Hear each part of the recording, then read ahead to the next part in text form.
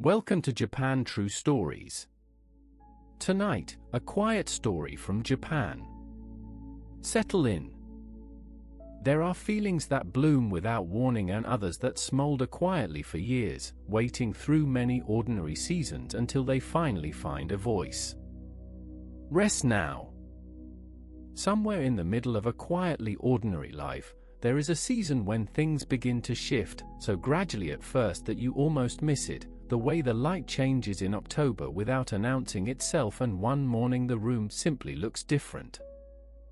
Sachiko had been living inside such a season for longer than she could easily say, moving through her days in the manner of someone following a familiar and reliable pattern, arriving at work on the 8:42 train, eating lunch at her desk with a novel she often forgot to open, returning home in the evening through the same streets.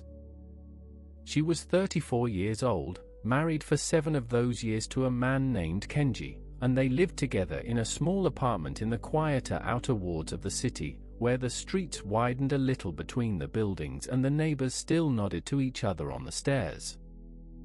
Their apartment had tatami in the bedroom, a single 6-mat room where the smell of woven rush and straw rose gently in the evenings when she pressed her palms to the cool surface, and she had always found something steadying in that particular smell, something that brought her back to her grandmother's house in Shizuoka and the wide, slow summers of her childhood. Kenji worked long hours, as men in his position often did, and he came home tired in the evenings, ate what she had left warm in the pot, and sometimes fell asleep on the sofa before she had finished her last cup of tea.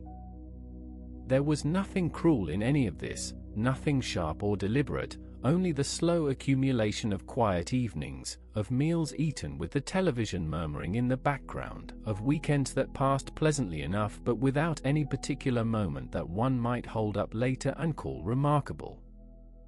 She recalled, much later, that she had not been unhappy exactly during those years. Unhappy was too particular a word for something more like a gradual muting, the way music sounds when it drifts through a wall, reaching you softly but not quite in full. She had grown accustomed to feeling comfortable, and had perhaps somewhere along the way confused comfort with contentment, the way a person can when the days are not difficult and there is nothing specific to complain of. The office where she worked was in Shinjuku, a mid-sized consulting firm that occupied 2 floors of a glass building near the station, the kind of place that hummed with keyboards and telephone calls throughout the week and fell completely silent on weekends. Her section chief, Yamada-san, was perhaps 45, a measured, careful man with round glasses and a particular habit of pausing before he spoke, as though each word required its own small and private consideration before it was offered to the room. He had been her direct superior for nearly 2 years by the time any of this story truly begins, and in that time she had come to know his rhythms and preferences the way one learns the habits of a familiar space, the way he kept his report margins wide, the way he always brought an extra coffee to morning meetings and left it on the desk of whoever seemed most in need. She remembered a rainy afternoon in November, almost a year before any of this began, when the 2 of them had stayed late to finish a proposal due the following morning, and how the office had emptied around them until only the low hum of the building's ventilation remained. He had brought her a cup of green tea from the small kitchen at the end of the corridor without being asked, and set it beside her keyboard with a quiet nod, and she had thanked him and returned to her work, and that had been the whole of it. And yet she found herself returning to that small, unremarkable moment in the weeks that followed, the way you return sometimes to a piece of music you cannot quite remember hearing but which sits somewhere in your chest, familiar and unnamed. These things rarely begin as themselves, she would come to understand. They begin as attention, as the particular warmth of being noticed by someone who is paying care to the world immediately around them, and such warmth can be easy to step toward without fully seeing where the stepping leads. The months that followed that November evening moved gently into winter and then into the early hesitations of spring, and there was a period she would describe to herself afterward only in the vaguest terms: shared lunches, conversations that extended past what the work required, small confidences exchanged in the way that colleagues exchange them when they have been in close proximity for a long time. She had told him about her grandmother's house, she recalled, about the tatami smell she loved, about the particular quality of river light in Shizuoka in the early mornings, about how city life had given her a great deal but had perhaps taken something unnamed in return.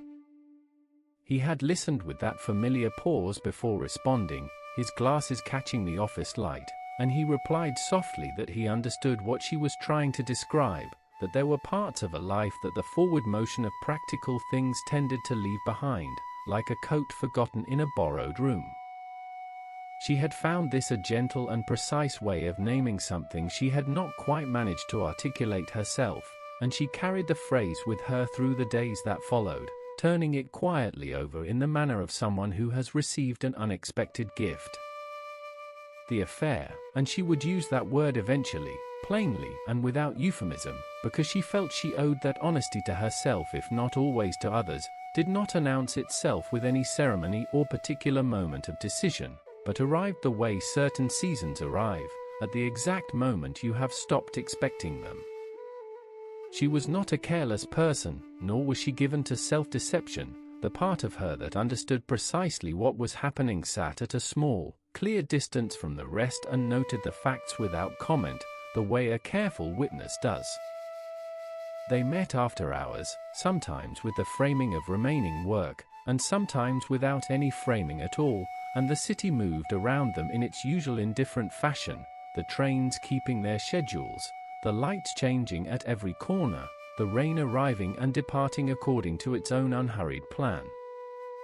Kenji did not notice, or if he did, he gave no outward sign through those months, and this quality of not being seen by the person you have shared a bed with for 7 years was something she would turn over in her mind many times in the years that followed, without ever arriving at a single clean conclusion. She did not tell herself any reassuring stories about what she was doing. She knew the shape of the situation, and the knowledge of it sat in her chest throughout those months like a smooth and cool stone, always present, never quite ignorable. The weeks accumulated into months, and the months gathered quietly into the better part of a year, and the world continued to make its ordinary demands on all of them, and each of them met those demands as best they were able. The discovery, when it came in the manner of most such discoveries, not through any dramatic confrontation or deliberate unmasking, but through a small and unremarkable error, a message left visible on a shared screen for a moment longer than it should have been. Kenji came home on an evening in early March, and she understood from the way he moved through the doorway and set his bag on the floor, quietly, with a particular stillness in his shoulders, that something between them had already, without announcement, changed. He sat at the kitchen table and she brought him tea without being asked, because it was what her hands knew to do, and they remained across from each other in the thickening evening while the sounds of the street below drifted through the window screen. He spoke slowly and with care, not with anger or a raised voice, but with the measured quietness of a man who has spent 3 days sitting with difficult knowledge and has decided, finally, to set it gently between them on the table. He told her that he had seen the messages, that he had known for 3 days before speaking of it, that in those 3 days he had tried to find some version of events that made different sense and had not succeeded. She did not attempt a denial, there was nothing inside her that could form one, and so she sat with her hands resting on the table and she looked at the familiar grain of the wood, and she answered him slowly, one careful thing at a time. What passed between them that night, over tea that grew cold and was never replenished, was not the exchange of two people who had already decided what came next, but of two people trying honestly to understand how they had arrived together at this particular evening. He told her, before it was over, that he had already taken a step she had not anticipated, through a contact she didn't know. He had seen to it that certain information had been shared with the appropriate people at the firm where Yamada-san worked, because he felt that silence in such matters carried its own kind of dishonesty. She received this quietly, the way a cloth receives water, and she understood that he had felt it necessary, and she said nothing against it, because she understood that she had given up the standing to say anything against it. The days that followed were quiet in a way she had not previously understood quietness could be. She went to work because the ordinary machinery of her life was still running and she was still part of it, and because there was nothing else to do. She was aware almost immediately upon returning to the office that the quality of the space around her had shifted, a slight recalibration in how certain colleagues met or did not meet her eyes, and this told her, without a word being spoken, that the information had already moved through the building. Yamada-san was absent from his desk, and then absent from the floor, and then from the building entirely for a stretch of days, and she completed her work and waited, with a steadiness that surprised her, for whatever came next to arrive. She was called into a meeting with the department head and a representative from Human Resources, who spoke to her in the careful formal language that institutions use when they are navigating a disruption, precise without being unkind, laying out the situation and its implications without dwelling in them. She listened and answered what was asked and thanked them when it was over and walked back to her desk through the corridor with its humming overhead lights, and outside the tall windows the city was continuing, entirely as usual, as though nothing particularly notable had occurred. There are moments in a life when you see with unusual clarity the distance between the life you are living and the one you had imagined you were building, and she sat at her desk in the afternoon light and let that knowledge settle around her, not like a blow, but like weather arriving, quietly complete. Yamada-san received a formal reprimand and was transferred to a branch office in another city. She learned this through the quiet channels through which such information travels in office environments, in fragments, through the careful half-speech of colleagues who are trying to be considerate. She remained in her position, because the circumstances had not been deemed grounds for termination, and because organizations of a certain kind prefer, when a disruption has occurred, to absorb it and move past it with the minimum of visible rearrangement. She and Kenji continued to share the apartment, neither of them having spoken the words that would have changed that fact, and in this unspoken staying there was something that would take her a long time to fully understand. The life they lived together in the months that followed was quieter and more deliberate than before, shaped by an awareness that now lived between them in the rooms like a third presence, not hostile, not gone, but present in the particular way that truth, once acknowledged, tends to remain. He continued to fill her cup when he made tea. She noticed, the small domestic kindnesses did not stop, and she found this both harder and easier than she had expected. Harder because it was a generosity she felt the weight of, and easier because it gave her something solid underfoot. She found herself on certain evenings sitting by the window with her tea, watching the city arrange itself in the amber dark, feeling something that had no clean word in either language, not quite grief, not quite peace, something in the space between the two, with its own quiet texture. She thought often of that November afternoon, the rain moving across the office windows in long diagonal lines, the cup of green tea set beside her keyboard without being asked, and she wondered with the gentle imprecision of hindsight whether she would have chosen differently had she seen then the full shape of what choosing would set in motion. She came to feel, slowly, that this wondering did not resolve itself into a clean answer, that the decisions we make are not fully separable from who we are when we make them, and that understanding this was its own kind of arriving somewhere. Kenji moved through those months with a steadiness she came to see more clearly than she had before, and she understood that she had been less attentive to him than she might have been, and held this understanding quietly, without pressing it into any shape it wasn't ready to take. The spring came, as it always does, with blossom and light rain and its patient sense of the world renewing itself without asking permission, and she walked through it on her usual route and felt, with a kind of quiet surprise, that the heaviness she had carried through the winter had not entirely followed her into the new season.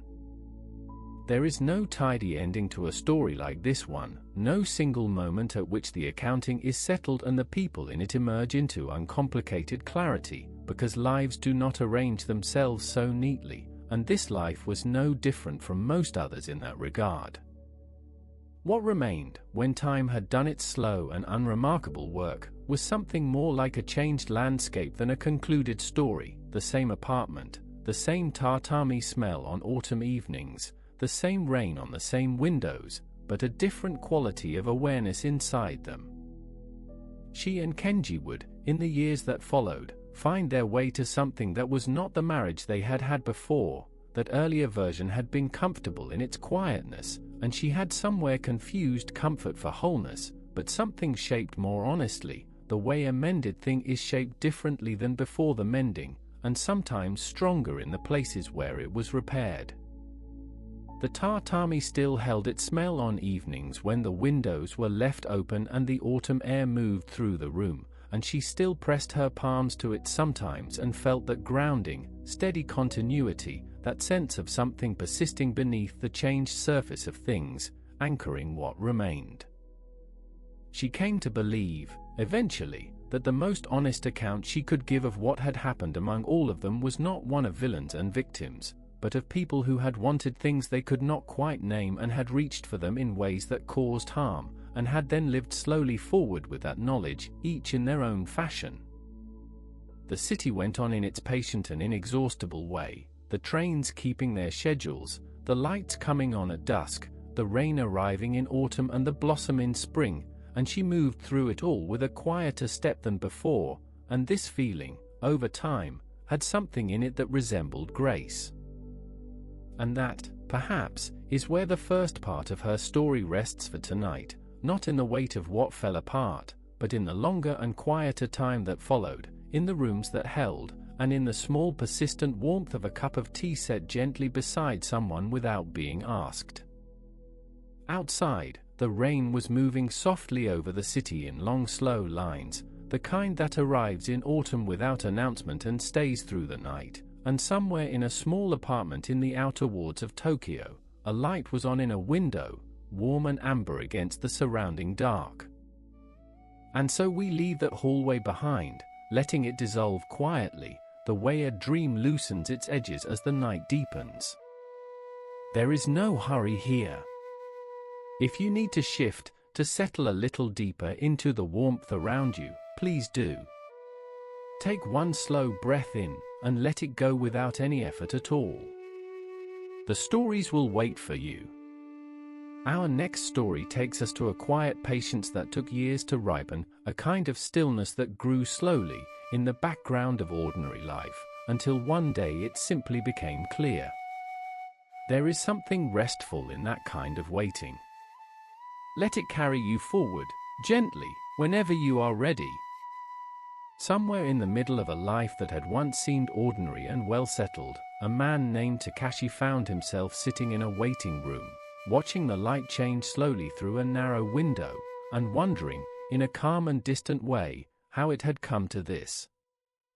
The room was small, as such rooms often are, with wooden chairs that offered no particular comfort and walls the color of winter cloud, and on the low table before him sat a paper cup of tea that had gone cool while he sat thinking. He had married young, as many people do, with the kind of quiet optimism that does not announce itself loudly but simply settles into the bones like warmth from a low fire in an evening room. Now, many years later, he was learning slowly that some warmth can leave without warning, and that what remains in its place is not cold, exactly, but something more like stillness, a new kind of silence where sound used to live. The news of what his wife had done had come to him in the way such news so often comes, not all at once, and not with any great visible drama, but in small pieces, each one arriving softly, like messages slipped under a door in the quiet of the night. He had noticed, first, the small things, the way she reached for her phone and moved to another room, the way certain evenings grew quiet in a particular manner, different from the ordinary companionable quiet they had shared for years without comment or concern. And then, in the way of such things, the understanding came, and it was not a revelation exactly but more like the moment a fog simply lifts and reveals a landscape that was always there, patient, waiting beneath the grey. He did not speak of it to anyone for several days, moving through his mornings and evenings as one moves through rooms in a house where something has shifted slightly out of alignment, where nothing is quite where it was left, but everything is still there. His sister, when he finally told her over tea one rainy Saturday, said very little, only placed her hand briefly near his on the table and looked at him in the way people look when no words they know are quite equal to the weight of the moment. What followed was the slow, careful business of decisions, quiet conversations with an attorney, the gathering of documents into a folder that felt heavier each time he opened it, the strange and administrative quality that difficult life events take on when they must be processed through official channels. His attorney was a woman in her late 40s named Matsuda-san, soft-spoken and precise, with a way of explaining difficult things that made them feel, if not smaller, at least more manageable in the handling. She told him, quietly and without any particular flourish, that he had grounds to seek compensation, not because money would change what had happened, she observed, but because what had happened carried a real and recognizable cost, in ways the law had language for and could address. The word for it, in legal terms, was consolation money, though Takashi found little that was consoling in the concept itself, only a kind of formal acknowledgement that something had been taken from him that could not simply be handed back. He signed the papers in her office on a grey Tuesday morning, the city moving outside the window in its usual indifferent rhythm, people in dark coats crossing a wet intersection below, their umbrellas turning inside out in the wind and then righting themselves again, as though nothing had happened. The proceedings, as such things do, moved slowly at first and then all at once, a date was set, and then another date, and letters arrived with official stamps, and Takashi found himself in that particular suspended state of waiting that legal matters tend to produce in those caught within them. He continued going to work, continued eating dinner in the evenings alone at the small table by the window, continued watching the narrow rectangle of sky visible from his apartment as it moved through its usual changes of light and season. There is a particular quality to this kind of waiting, he would later recall. It is neither fully peaceful nor fully difficult but something between the two, a kind of suspension, like the pause between one breath ending and the next beginning.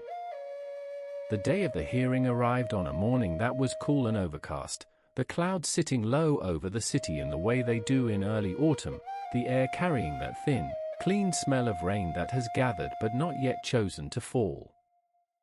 He arrived early, as was his habit in all things, and sat in the corridor outside the hearing room on one of the long wooden benches, watching other people move through the hallway with their briefcases and folders and the particular expressions that courthouses seem to draw out, careful, composed, slightly turned inward. Matsuda-san arrived shortly after, nodded to him in greeting, and settled beside him to review her notes in a quiet, unhurried manner, turning pages with a calm that he found steadying, the way the sound of rain on a rooftop is steadying when one is safely indoors beneath it. Inside the hearing room, the formalities of the law arranged themselves in the usual order, names read aloud, documents acknowledged, a slow and procedural settling into the particular machinery of a rainy autumn afternoon. The opposing attorney was a man of some years, with a manner that announced itself before he had spoken a word, a slight forward lean, a certain comfortable certainty in the way he occupied the room, as though the space were already familiar to him in ways it was not yet familiar to others. He represented Takashi's wife and the other party in the matter, and he had, from the outset, a way of framing his arguments that Takashi found difficult to follow in its particulars but easy enough to understand in its general direction and intent. Then came the moment that those present would remember long after the afternoon had ended. The opposing attorney, in the course of making his case for a reduction in the claimed compensation, said something that seemed, for a moment, to simply hang in the air of the room and wait to see what the room would do with it. He observed, in a tone that suggested he considered the matter self-evident, that the party claiming compensation was a man, and that men were generally expected to provide for themselves through their own labor, and that the claim before them was, in his estimation, somewhat irregular for precisely that reason. The room absorbed this in the way that rooms absorb things they have not quite expected: a pause, a slight adjustment in the quality of the air, and then the distant sound of a door closing somewhere down the corridor, as though the building itself were considering what had just been said. Matsuda-san set down her pen very carefully on the table before her, a small and deliberate motion that, to those watching with any attention at all, carried a meaning entirely its own. When she spoke, her voice was unhurried, even quieter than her usual quiet, the way a river is softest in the moment just before its current finds its real intention beneath the surface. She addressed the presiding officer first, as procedure requires, and then turned her attention, with considerable care and no particular hurry, to what had just been offered as an argument. She noted that the harm caused within a marriage does not change in its nature or its weight depending on the gender of the person who has been harmed by it, and that the law, in this country and in this time, was not arranged along the lines that opposing counsel had seemed to suggest. She recalled, for those present, several relevant precedents, not in any combative spirit, but in the quiet, methodical way of someone who has spent many years learning the shape of the law and can now simply describe it, the way one describes the geography of a place one knows well. She observed that the remarks made by opposing counsel, however he might have intended them, carried within them an assumption that was not only unsupported in law but that the court, she believed, would not wish to allow to pass without acknowledgement. There is a particular quality to this kind of correction, when it is done without anger, without any evident wish to humiliate, only with a clear and steady insistence that what was said was simply not accurate and could not be allowed to simply stand, that can, in its way, carry more weight than any raised voice. The opposing attorney grew very still, in the way that people grow still when they have said something they cannot now unsay and must simply wait, with whatever composure they can gather, for the moment to move past them. The presiding officer made a note, and the session continued, and the afternoon moved through its remaining hours in the careful, measured way that such proceedings do, until at last the formalities drew themselves to a close and people gathered their papers and their coats. Outside, afterward, the city had shifted into its early evening mode, the streetlights coming on in that gradual way, the air a degree or two cooler than it had been, the first few drops of the rain that had been threatening all day finally beginning their quiet arrival. Takashi stood on the courthouse steps for a moment, his coat collar turned up against the damp, watching a woman across the street open an umbrella in a single smooth motion and continue walking as though nothing had changed, which for her, of course, nothing had. Matsuda-san came to stand beside him briefly before departing, and she told him simply that the matter had gone well today, and that she would be in touch as the process continued toward its conclusion. He thanked her, and she walked away toward the station, her footsteps precise on the wet pavement, and then he was alone with the evening and the beginning of the rain and the particular quiet that settles over a person when something important has just, very quietly, occurred. In the weeks that followed, the legal process completed itself in the way that legal processes do, with additional paperwork, with signatures, with official letters, and finally with a resolution that arrived not with any fanfare but with a phone call from Matsuda-san on an otherwise ordinary midweek afternoon. The outcome, she told him, was as they had hoped. The compensation had been determined at a figure that reflected the seriousness of what had occurred, and both parties on the other side would be required to make payment. Takashi listened to this with his eyes closed, sitting on the edge of his bed in the quiet of his apartment, the sounds of the city coming softly through the window he had left open a few centimeters against the mild warmth of the evening. He had imagined that this moment might feel larger than it did, might carry some specific emotional weight, satisfaction, perhaps, or something that resembled closure, but what he found instead was simply a kind of settling, the way a room settles when everyone has gone home and the lights are dimmed and the evening begins. He thought of the marriage as it had once been, in the early years when everything was still new, the small apartment they had first shared, the way she arranged things on the kitchen counter, the habit she had of leaving a window open even in cold weather because she needed, she said, to hear the outside world while she slept. He did not feel, he found, what he might once have expected to feel. He found no particular satisfaction in the outcome, no wish that things had gone harder for her, only a quiet sense that what was owed had been named and acknowledged, and that the world, in this small corner of itself, had been accurate.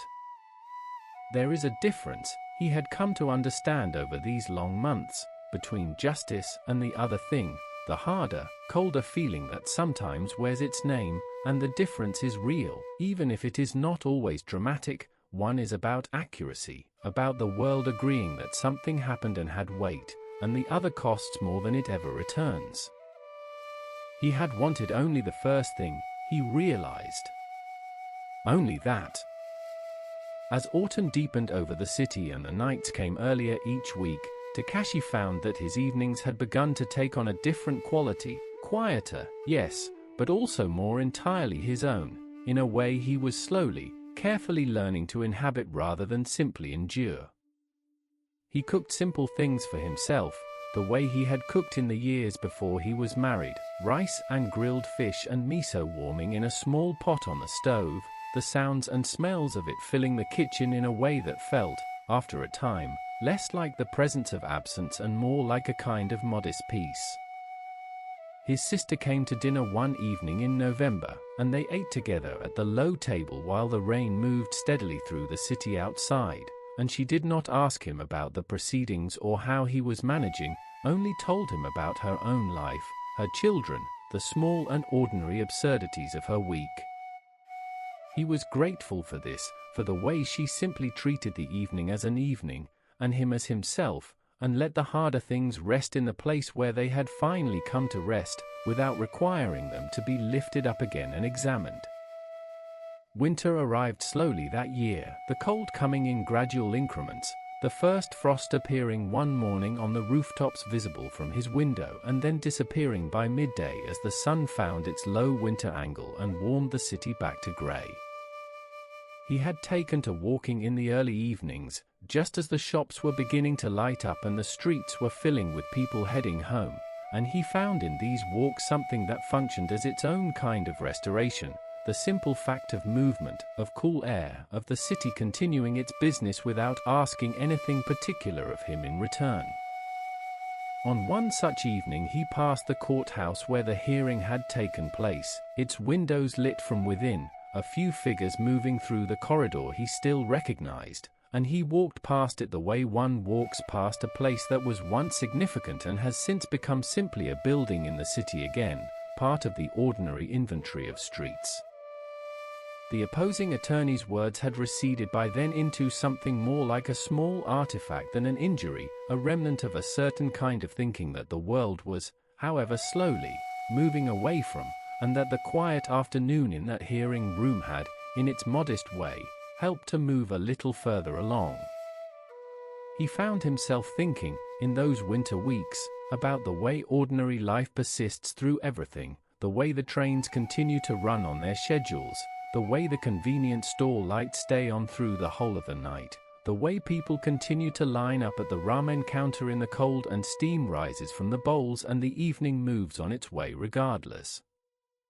There is something steadying in this continuance, he came to feel, not the coldness of indifference but the quiet steadiness of a world that does not stop to mourn every ending but keeps its own careful rhythm, and makes room, in time, for whatever comes next.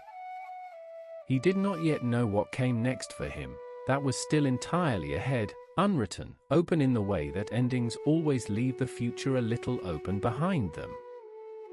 But sitting by his window one still evening in December, a cup of tea warming both hands, the city laid out before him in its nighttime arrangement of light and movement and small human sound, he found that he was not afraid of that openness. The law had done what it could, had named what had happened, given it a weight that others could recognize, allowed him to stand in a room and have his experience acknowledged without apology or reduction. And the other thing, the moment when a quiet voice had said, simply and carefully, that a certain way of thinking was not acceptable, and that the room had noted it and the record would reflect it, that, too, had been a kind of small and unrequested gift. It is in such moments, perhaps, that the world shows what it is slowly becoming, and the showing is undramatic and practical, and takes place in ordinary rooms with fluorescent lighting, and then everyone gathers their folders and their coats and makes their way home through the rain. He finished his tea, set the cup down gently, and the city continued its quiet evening below him, and somewhere in the neighborhood a door opened and then closed, and a dog made a single sound and then settled back into silence, and the lights in the building across the way went out in the upper floors, one window at a time, until only the street remained lit in the cold and the dark. And that is where his story rests for this evening, in that winter quiet, with the tea finished and the city settling and a life, still tender at some of its edges, beginning very slowly to find the shape that was its own and no one else's. And perhaps that is enough for now, and perhaps it is more than enough, and perhaps it is, in its unhurried and ordinary way, something very close to peace. And so we leave that hallway behind, letting it drift softly into the quiet dark where all the evening stories rest. There is no hurry here. If you need a moment, take one now, let your breath slow, let your shoulders settle a little further into wherever you are lying. The night holds plenty of room for stillness. When you are ready, our next story takes us to a quiet patience that took years to ripen, the kind that grows in small, unnoticed ways, like moss on an old stone wall, until one morning you look and realize something true has been waiting there all along, unhurried and sure. She had always been, in the way of someone who learned early that stillness is its own form of clarity, a woman who preferred to observe before she spoke, to let a situation reveal itself slowly rather than forcing a conclusion before all the evidence was in. She would remember it as a late autumn evening when she first noticed the small misalignments, a message answered too slowly, a dinner that ran late without explanation, a name appearing once in a phone notification before it vanished, too briefly for her to read it fully. She said nothing that evening. She made tea instead, her hands following the same familiar path they always did, the kettle lifted, the water measured, the slow wait, and she listened to it come to a boil, and the sound of it was almost like company in a room that had grown very quiet. Soft rain had arrived at the window without any announcement, the way autumn rains do in this part of the city, sliding down the glass in long, unhurried lines, softening the lights of the buildings below into something luminous and indistinct. She had been married 6 years, and in that time she had come to know the particular texture of their shared life with the intimacy that only long proximity allows, not just his habits and his moods, but the smaller things, the minor inconsistencies, the moments when his explanations had a slightly prepared quality, as though he had arranged them somewhere she could not see. Her friends, the ones who had known her longest, sometimes described her as measured, not as a criticism, but with the kind of quiet admiration one extends to a person who seems to carry a stable interior that most people spend their whole lives searching for. She was the sort of person who rarely lost things, who remembered details others had let slip weeks earlier, who had a particular and unhurried way of arriving at decisions that, once made, stayed made.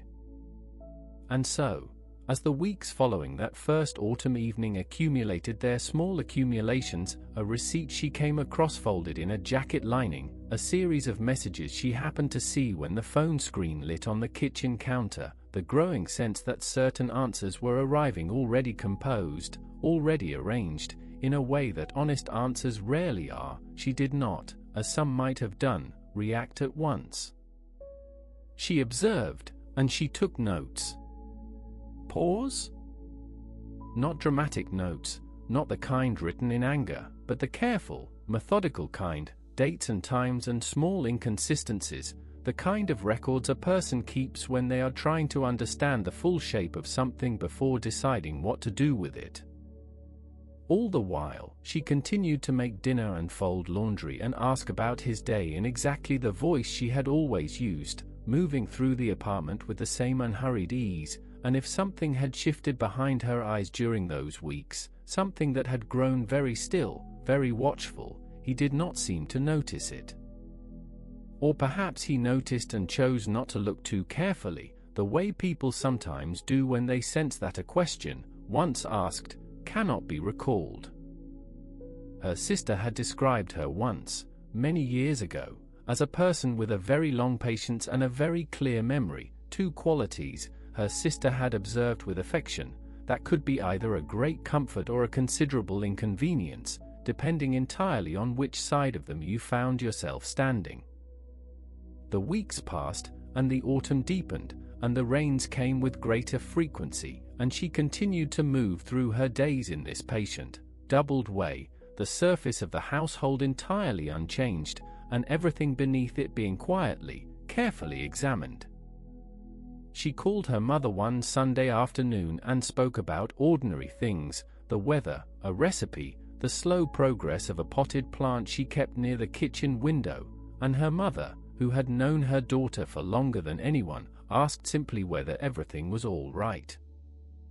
She replied that everything was fine, and meant it in the precise, interior way that she could mean such things, not that the situation was fine, but that she herself was fine, that she had not lost herself inside it, that she remained, as she had always managed to remain, entirely in possession of herself. Pause? When she felt she had gathered what she needed, she began. There was no scene, no confrontation in the way one might picture one, no raised voices, no dramatic revelation, no moment constructed for an audience of one. She had decided, somewhere in those autumn weeks, that she was not interested in that kind of reckoning, the kind that leaves both people bruised and breathless and no closer to any real truth, the kind that burns everything in order to prove a point. What she was interested in was something quieter, and, in its own way, considerably more thorough. She began with the finances, which have a way, in a long partnership, of becoming the most honest record of how things have actually been lived rather than how they have been described. She worked through the administrative layers of their shared life with the same patient attention she brought to difficult problems, insurance documents, joint accounts, the small memberships and arrangements that accumulate over years without anyone quite noticing, separating what was hers from what was shared, clearly and without drama. She consulted a lawyer, a woman her own age who had an office near the station, who listened to everything without interruption and then spoke very practically and very clearly, and she came away from that meeting feeling, for the first time in months, something close to relief. Pause? Meanwhile, she remained entirely present in her own home, the same meals, the same evenings, the same unhurried movement through the rooms, and the days continued in this strange doubled way, the surface of everything familiar, and underneath it all a slow and careful becoming ready. She confided in no one except the lawyer, because she understood, in the way she understood most things, that the particular quality of a quiet plan lies almost entirely in its quietness. Her friends, who loved her, would have had opinions. Pause? They would have urged her toward immediacy, toward the satisfying release of a confrontation, toward the kind of visible action that can be witnessed and affirmed and shared, and she loved them enough to protect them, for a while, from the burden of knowing too early. There was one evening she would remember later, the rain again at the window, the small lamp making its warm circles on the table, the two of them eating dinner with the same ordinary conversation they had always had, and she looked across the table at him while he spoke about something at work, some minor frustration she no longer remembers, and she felt something settle in her chest, something that was neither anger nor forgiveness but something older and more substantial than either. She felt she would tell her sister about this months later, when all of it was behind her, that she had simply recognized, in that quiet moment over dinner, that she already knew what she needed to know, and that she was no longer afraid of what came next, and that this recognition was, in its own strange way, the beginning of something very like peace. The practical steps, when they finally came to the surface, were not dramatic either. They were simply steps, taken one after another, with the same careful steadiness she had always brought to whatever required her full attention. There was a conversation, eventually, less a confrontation than a presentation, really, in which she placed what she had gathered on the table between them, not as a weapon but as a fact, the way one places a document that has been properly prepared and simply needs to be acknowledged. He was quiet for a long time. Pause? She remembered watching the rain on the window while he was quiet, the particular way it moved in small, branching paths down the glass, finding the shapes that were already there, and thinking that water never forces its way but simply follows what it finds. He said several things, none of which she would repeat to anyone later, and she listened to all of them with the same stillness she had cultivated over the preceding months, and when he had finished she spoke briefly and plainly, and what she said was, in essence, that the decisions had already been made carefully and fairly, and that she hoped they could proceed in the same way. She did not tell him how long she had known, or what she had noticed first, or what it had been like in those early autumn weeks when she was still deciding what kind of person she intended to be in this particular situation, because that part of the story was hers alone, and she intended to keep it. Pause? In the months that followed, her life arranged itself around a new kind of quiet, not the watchful, careful quiet of the winter she had just moved through, but something more genuinely open, more like an ordinary morning that has arrived without any particular requirement of it. She moved into a smaller apartment on the western side of the city, with windows that faced a narrow park, and in the mornings she could hear birds in the Zelkova trees, and she found that she did not mind the smaller space, that she in fact preferred it, at least for now. Her sister came on a Saturday in early spring, and they sat together at the low table by the window with tea between them, and talked for a long time, and at some point her sister said gently that she seemed different, and she thought about this for a moment and said that perhaps she was not changed, exactly. Pause? More returned to something more herself than she had been in quite some time.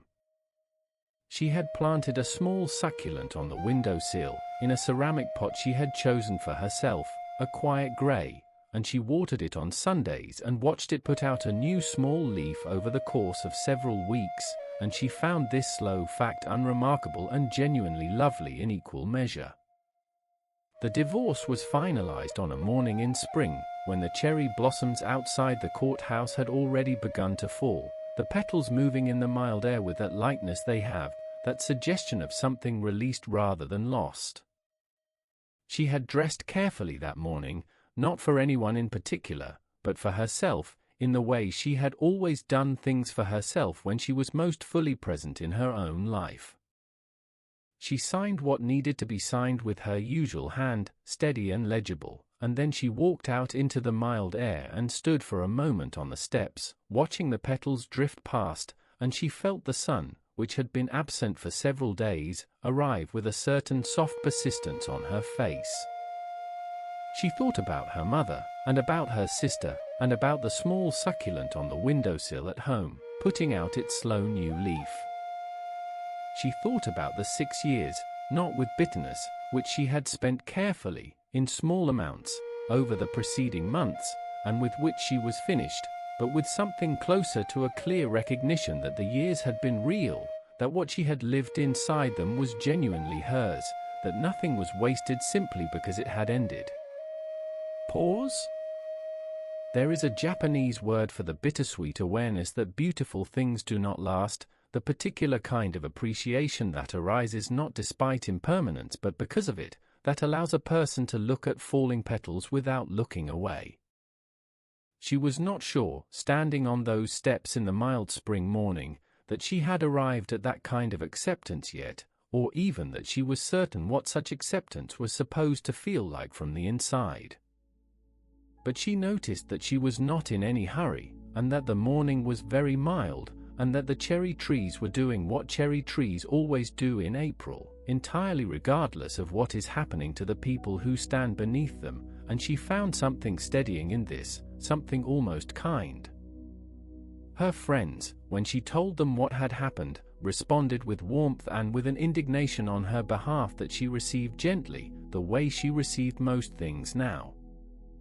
She did not explain the long patience of it, the careful months, the particular way she had moved through the whole affair, because the most important parts of what had happened had taken place entirely in her own interior, in the slow, private work of deciding what she valued and what she would not accept and what kind of person she intended to be going forward, and that part of the story felt, still, like something to be kept.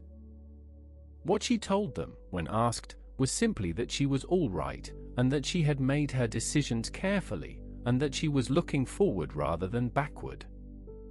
Pause? And this was true in the way that the simplest things are true, the way the kettle's sound is true, and the way rain on glass is true, and the way a new leaf on a small windowsill plant is true, not complicated, but present and sufficient. The park outside her apartment had become, by early summer, something she walked through each morning before work, a habit she had not planned but which had arrived quietly of its own accord and settled into her days as though it had always been there. She was particularly fond of the Zelkova trees, their patient, wide shapes, their indifference to anything but the slow, continuous work of growing, the way they had been there before her and would continue long after, asking nothing. She bought a second succulent in June, a different variety with slightly thicker leaves, and placed it beside the first one on the windowsill, and the two of them sat together in the afternoon light with the easy companionship of things that only need a little water and a little sun, and nothing more complicated than that. Her sister called on a Sunday evening, as she now did every few weeks, and asked how she was, and she said she was well, and meant it in the full and simple sense, not the contained, managed version of the winter months, but genuinely and quietly well.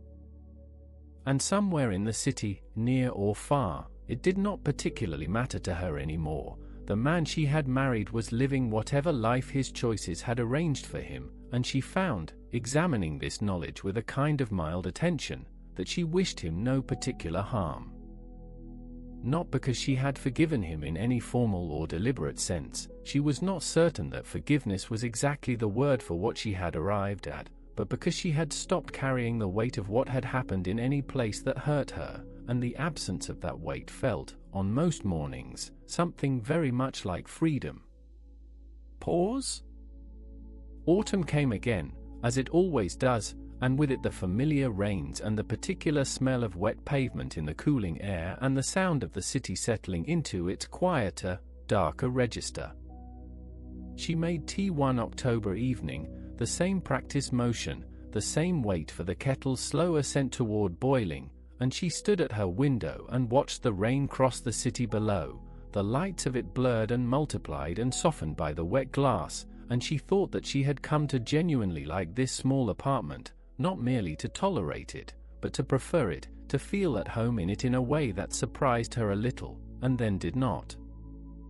She thought about the year that had passed, about the woman who had stood at another window, in another apartment, watching another autumn rain, and the distance between that woman and the one standing here now was not as great as she might once have imagined, which seemed right to her, which seemed, in its own unhurried way, like exactly the right amount of change. Pause? And that, perhaps, is where this story finds its resting place, not in the center of what she did and how she did it, which was hers and belongs to her still, but here, in this quieter and more durable moment, a woman at a rain-blurred window, with warm tea in her hands, entirely present in her own life, and entirely at peace with the fact that it is hers. And so we leave that hallway behind, its shadows settling back into stillness, the story folding quietly into the deep place where all heard things go to rest. There is no hurry now. If you need a moment, take one. Let a slow breath move through you. Let your shoulders sink a little further into wherever you are lying. The night is patient, and so are we. Our next story takes us to a quiet patience that took years to ripen, the kind that grows in ordinary rooms, in ordinary lives, until one day it becomes something else entirely, something that could only have been earned by waiting. But that can wait just a breath longer. Rest here, at the threshold, for just a little while. Some marriages end not with fire but with the slow, soft settling of a silence that neither person quite knows how to name, a silence that moves in gradually the way mist moves into a valley, so gradually that one morning you simply find it has always been there. This is one of those stories, and it begins, as many domestic ones do, with a marriage that had grown slowly distant over years. The way water left in a glass will lose its coolness and eventually become the temperature of the room around it, unremarkable, simply the way things are. Her name, in this telling, will be Yui, and she had been married to a man named Hiroshi for a little more than 6 years, the two of them living together in a modest apartment on the western edge of a city that hummed and glittered at night outside their windows. They had come together when they were both still young, and for a while the smallness of the apartment had felt cozy rather than constricting, the low table between them a place for shared evening meals and the easy, half-finished sentences that couples develop over time, the kind of language that belongs only to two people who have learned each other's rhythms. She remembered those earlier years sometimes, in the way one remembers a season that has definitively passed, with a warmth that was real even if the season itself was not coming back, the mornings with the kitchen windows steamed over, the smell of miso softening the air, the evenings when the city lights through the glass made everything feel more manageable than it actually was. Pause? But somewhere in the middle years, something had shifted in Yui, a restlessness that arrived the way seasons arrive, so gradually that there is no single day to which one can point, only the accumulated weight of small feelings that eventually arrange themselves into something recognizable. She had come to feel, in those years, that the life she was living was somehow narrower than the life she had imagined for herself, though if she had been asked to describe the imagined life in any detail she would have found the description difficult, because it was less a clear picture than a feeling, a sense of elsewhere, of more, of something the apartment and Hiroshi and the familiar small routines could not provide. In that restlessness, as sometimes happens when people have not found another way to carry what they are feeling, she had begun to spend time with someone else, a man she had come to know through a colleague, who seemed to her in that period to represent a door opening into a different kind of life. She had told herself many things during that time, the quiet interior reassurances that people compose when they know, somewhere underneath, that what they're doing is causing harm, and she had been skilled in those months at not quite looking at the full picture, at keeping her understanding of the situation partial, manageable, arranged in a way that asked the least of her. Pause? Hiroshi, for his part, learned the truth the way most people learn difficult truths, not in a single dramatic confrontation but through a series of small accumulating details that eventually arranged themselves into a shape he could not continue to look past. He had been quiet when he understood what had been happening, in the way that some people are quiet when the thing they have been fearing has finally arrived and the fear itself, exhausted from its long vigil, gives way to something heavier and stiller, the particular heaviness of a person who has been carrying a question and has now received an answer they did not wish for. What passed between them in those first days was private, the kind of exchange that happens in lowered voices in the narrow spaces of a small apartment, the words careful when they came, and often absent, the silences doing much of the work that neither of them had language for just then. Pause? The marriage, it was clear to both of them, had arrived at its end, and neither of them tried to argue with this, because the end was already there in the room, as present as the furniture. What was less clear, in those first weeks, was the practical shape of how things would unfold, the arrangements and the formalities, the question of who would move and when, and what would be owed to whom, and it was in this territory that the story takes the particular turn that brings us here tonight. Breath?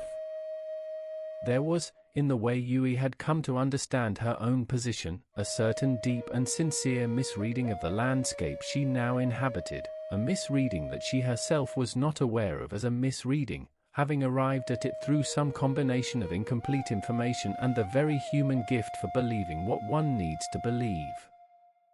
She had come to feel, and had said as much to at least one person she trusted, that in the ending of this marriage, she was the party to whom consideration was owed, that the dissolution of these 6 years entitled her to something concrete and substantial.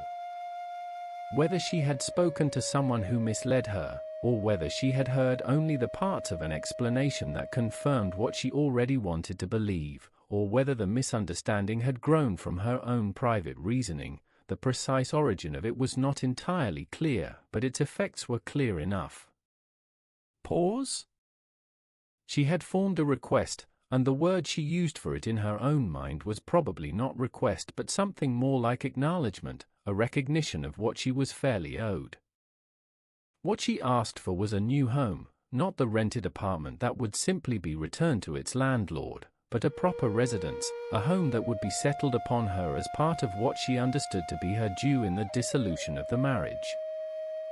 She had raised this with a manner that carried conviction, the way people carry things they have already decided are settled, not as an opening of a negotiation but as the naming of an arrangement she considered already reasonable, already understood. Hiroshi had received this quietly, as he had received most things in those weeks, and he had said very little in the moment, not because he agreed with it but because he was a man who had learned to take difficult information away with him before responding, a habit that had served him well in quieter times and served him now. Pause? He had gone to speak with someone who understood the legal shape of things, and what he came to learn over the course of those conversations was something that would need, in time, to be explained very carefully, with patience and without cruelty, because the truth of the matter was not comfortable for anyone. There is a particular quality to the air in a legal office in the late afternoon, the fluorescent warmth of it, the stacked files, the particular stillness of a room designed for difficult conversations, that makes what is said inside feel slightly more contained than it would in a kitchen or a living room, slightly more formal, as though the room itself were helping everyone present to hold the shape of what needed to be said. It was in a setting something like this that the full shape of the situation was finally laid out, gently and without theatre, the way a map is unfolded on a table, quietly, without dramatics, so that all the actual terrain is visible and can be understood. What was explained, in those conversations, was the legal reality of what Yui's situation actually was, which differed in important ways from the reality she had been living inside her own understanding. In the matter of a marriage ended because one party had maintained a relationship outside it, the legal principle was not difficult to state, though it was not easy to hear, which is perhaps why it was stated as plainly and as neutrally as possible, without elaboration, giving the facts room to land on their own terms. Pause?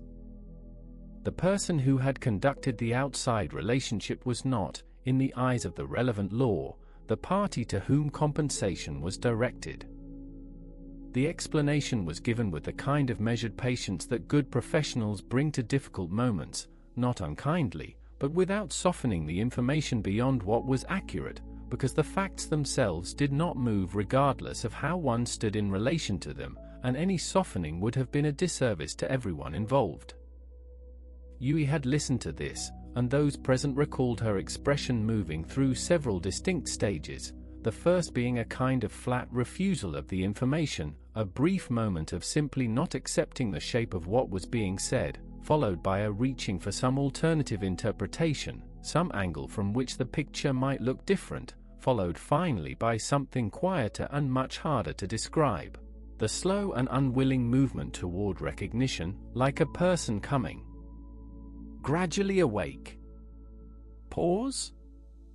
The certainty she had carried into that room, the clarity she had felt about what she was owed, the forward momentum of the request, the sense of her own position as the rightful one, these things did not accompany her when she left.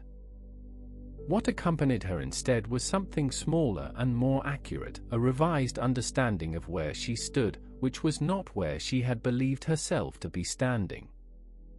It was not a triumphant moment for anyone present, not the kind of scene that produces a clean feeling of resolution, because the people involved were real and had been through considerable difficulty already, and the law, for all its necessary clarity, does not do warmth. Breath? What struck those who knew both Hiroshi and Yui, and observed what they could of the situation from the outside, was how quietly the whole thing had proceeded, without the public confrontation that these situations sometimes produce, without the escalation that requires bystanders to choose sides.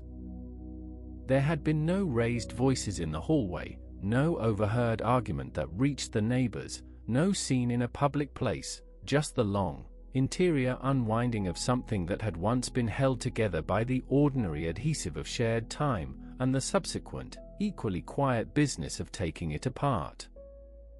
Hiroshi, in the period that followed the legal conversations, was described by those around him as carrying a kind of careful composure, not the bright composure of someone who has won something, but the quieter kind that belongs to someone who has simply arrived at the other side of something they had been dreading, and found that the other side, while not warm, was at least solid ground. Pause? He had not sought to make the situation harder for Yui than it needed to be, and the proceedings, once begun, had been handled with a degree of restraint that spoke more of exhaustion than of generosity, though perhaps the two are sometimes the same thing. What followed, for both of them, was the long, unremarkable work of continuing, which is the work that comes after every ending, the finding of new rhythms, the slow replacement of shared patterns with solitary ones, the gradual discovery that a life which has been reduced in one dimension tends eventually to expand in others. Hiroshi moved to a different part of the city, a smaller apartment than the one he had shared with Yui, but his own in a way the other had not felt for some time, and he found, after a while, that he could eat breakfast in the morning without the particular weight that had been present at that low table in the years before the ending. He was not, by any account that reached those who knew him, a vindicated man in any triumphant sense, because there is no real triumph in the dissolution of something one has built and then watched come apart, only the slow, patient work of what comes next, which is less like winning and more like learning to walk differently after a long illness. Pause? Yui, for her part, would eventually come to speak of that period with the particular careful distance that people acquire when they have moved far enough from their own most difficult moments to observe them honestly, or at least more honestly than was possible from inside. She had been, as she would later come to understand, living inside a story she had composed for herself, one in which her own role was clearly drawn and her grievances had a coherent shape, and the demand for the new home had made perfect sense inside that story, the way things always make sense inside the story one has built around them.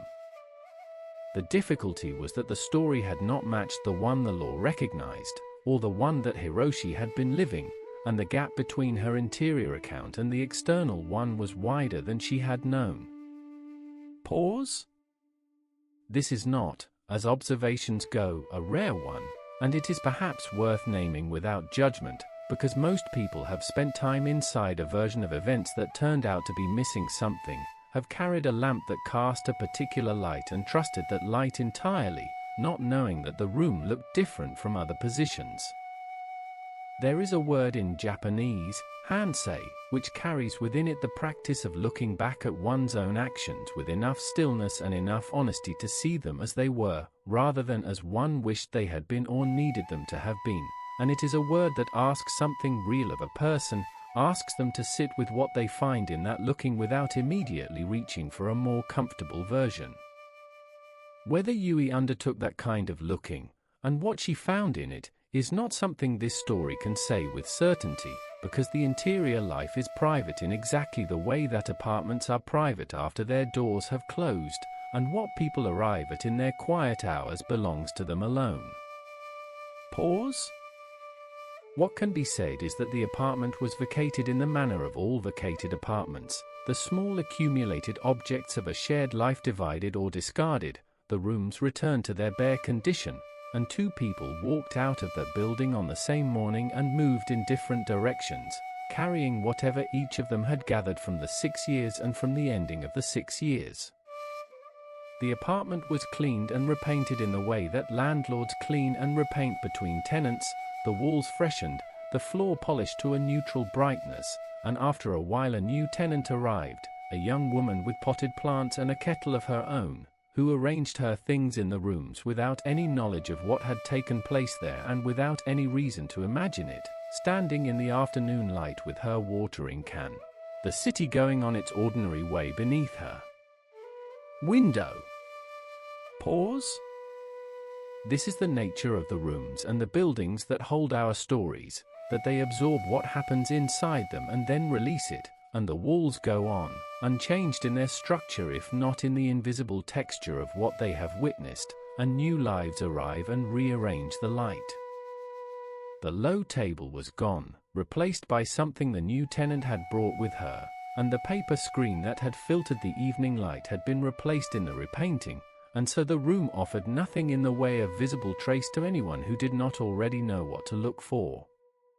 Long pause? All the same, there is something in the particular angle of late light through a west-facing window, something in the quality of rain on glass at evening, that recalls the texture of specific silences one has sat inside, if one has sat inside them, the way certain pieces of music will carry the smell of a room one has not entered for years. What this story offers, resting here at the close of it, is not a verdict and not a lesson, but something quieter and less definitive, which is the observation that the lamps we carry inside us do a great deal to shape what we see, and that the light they cast, however sincere and however steady, falls only so far. Yui had carried her lamp with conviction, and had seen by it what she was able to see. Pause? Hiroshi had carried his, and had seen differently. And in the end, what the external light revealed was simply what had been the case, patient and unhurried, waiting with the quiet that true things tend to wait with, neither urgent nor unkind, simply there, available to be seen whenever the looking became possible. The city outside, on the evening the last key was returned, had been its ordinary luminous self, the trains moving along their quiet arcs below, the streetlights coming on one by one against the blue of the darkening sky, people making their way home from whatever their days had held, each carrying their own particular lamp, each seeing by it what they could see.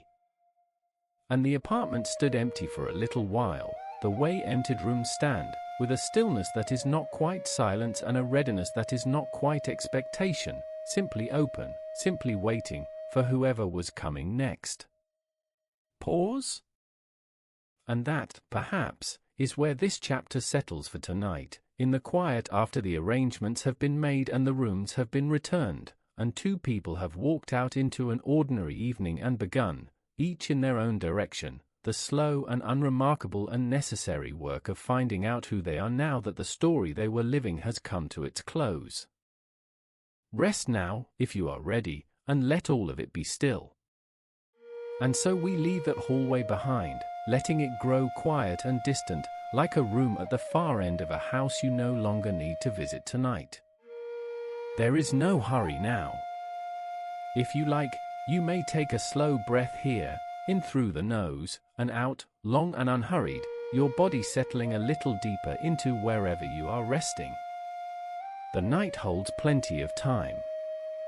Our next story takes us to a quiet patience that took years to ripen, the kind that grows in small, almost invisible increments, the way roots move through dark earth without any sound at all. But there is no rush to arrive there. Let this moment between stories be its own gentle pause, soft and unheld, like the space between one slow breath and the next. Some messages arrive like stones dropped into still water, sending slow ripples outward long after the stone itself has settled, quietly, at the bottom. This is a story that begins, as so many stories do, with a small phone screen lighting up in the silence of an otherwise unremarkable evening. The man at the center of this telling, let us simply follow him, walk beside him for a while, had spent 3 years learning the specific and unhurried art of living alone.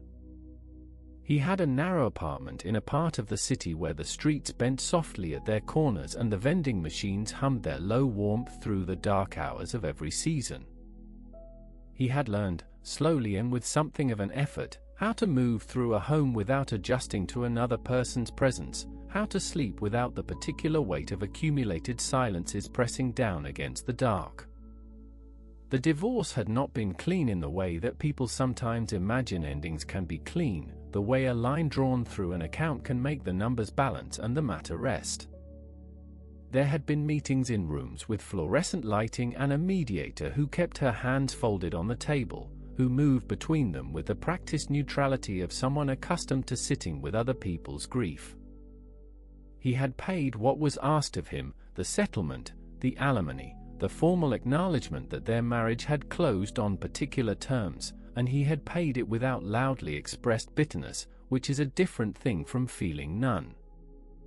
What had moved through him in those weeks of paperwork and signatures and small, careful bows in hallways was something he might have described, if asked, as exhaustion, the very specific weariness of a person who has carried something too heavy for too long and has simply, finally, set it down.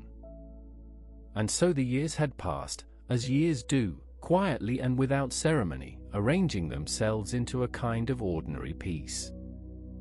The message arrived on an evening in early autumn, while he was reading beside his one window, the city outside settling softly into its dusk. Her name appeared in the notifications, a name that had been absent from his daily life for 3 years, a name that belonged to a chapter he considered, more or less, concluded. Beside the name were a few words, and he read them once, then placed the phone face down on his knee, then picked it up and read them again. She was asking him to return the money. He sat with the phone for a long while, the reading lamp still on, the book lying open and forgotten in his lap, the sounds of the city moving through the glass in their ordinary way.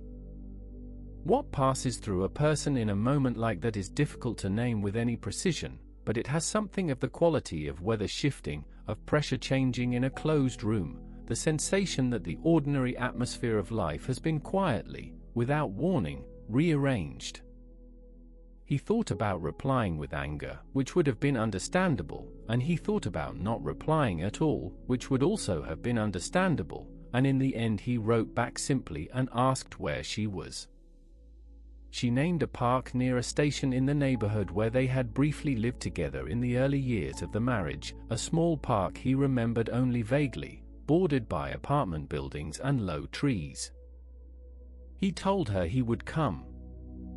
The train moved through its underground stations in the way that Tokyo trains do in the evening, the car swaying gently, the overhead light steady, the other passengers settled into their private distances. He watched the station names appear and recede in their illuminated sequence, and he found himself thinking, in the mild and suspended way that train journeys allow, about what circumstances could bring a person to make such a request after so much time had passed. It was raining when he came up from the station, a soft autumn rain of the kind that lives more in the air than on the ground, a gentle mist that blurred the edges of the streetlights and made the pavement gleam faintly amber beneath the lamps. The smell of the wet street rose around him as he walked, that particular city smell of rain on concrete and the faint sweetness of damp leaves, the world presenting itself in its autumn way, its slow and seasonal letting go. He found the park without difficulty, a small space bordered on 3 sides by the backs of apartment buildings and on one side by a line of persimmon trees, their fruit hanging heavy and still in the lamplight, orange against the dark. She was on a bench near the path, sitting in the very still way of someone who has been in one place for a long time and has stopped feeling the cold. He had gone there with some idea of what he might find, some mental preparation for the conversation, but what he saw moved him in a way he had not expected, a slow and complicated sadness that had nothing to do with the smaller grievances of their marriage. She was thinner than he remembered, and tired in the manner of someone whose tiredness lives in the bones, not merely on the surface. The particular quality of her coat, the way she held her bag in her lap with both hands, the slight trembling of her shoulders in the damp, these small signs assembled themselves, quietly and without commentary, into a story he had not been prepared to read. He sat beside her on the bench, and for a while neither of them spoke, which is perhaps the most honest beginning available to two people who share a complicated history and have arrived, unexpectedly, in the same small space. The rain continued in its soft way, and in one of the windows above them a light came on, the glass warming from dark to amber, and a shadow moved briefly behind the curtain and then was still. She began to speak quietly, in the manner of someone who has been rehearsing words for a long time and is now delivering them at last, choosing each one with the care of a person crossing a stream on stepping stones. She told him that things had not unfolded the way she had believed they would, that the future she had imagined after the divorce had not held its shape. After the settlement, she had thought that certain arrangements would remain stable, that particular people would stay, that the financial foundation would be enough to build from. And then, in the way that such foundations sometimes fail, not dramatically, but slowly, through the accumulation of small collapses, things had changed. He listened without interrupting, which was a form of attention he had not always offered her when they lived together, when the habit of response had been quicker than the habit of patience.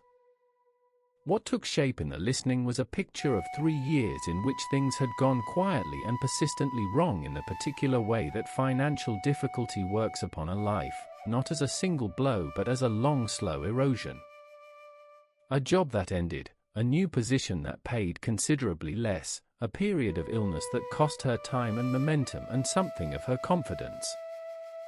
The savings she had arrived at the end of the marriage with, the settlement that had seemed, when it was paid, like the beginning of something, had been absorbed over time by necessities, by the ordinary and relentless costs of staying alive. And so she had reached back, through the years, to the one place where she could imagine reaching, to him, to the account she thought of as still open, to the money that had seemed, at the time, like a kind of foundation. He sat with what she had told him, watching the persimmon trees at the edge of the park, the fruit hanging so patient and heavy in the lamplight, the way things in autumn hold on even as they ripen toward their falling. He came to understand, as she spoke and as the rain continued and as the city moved around them in its indifferent way, that the money itself was not quite the point.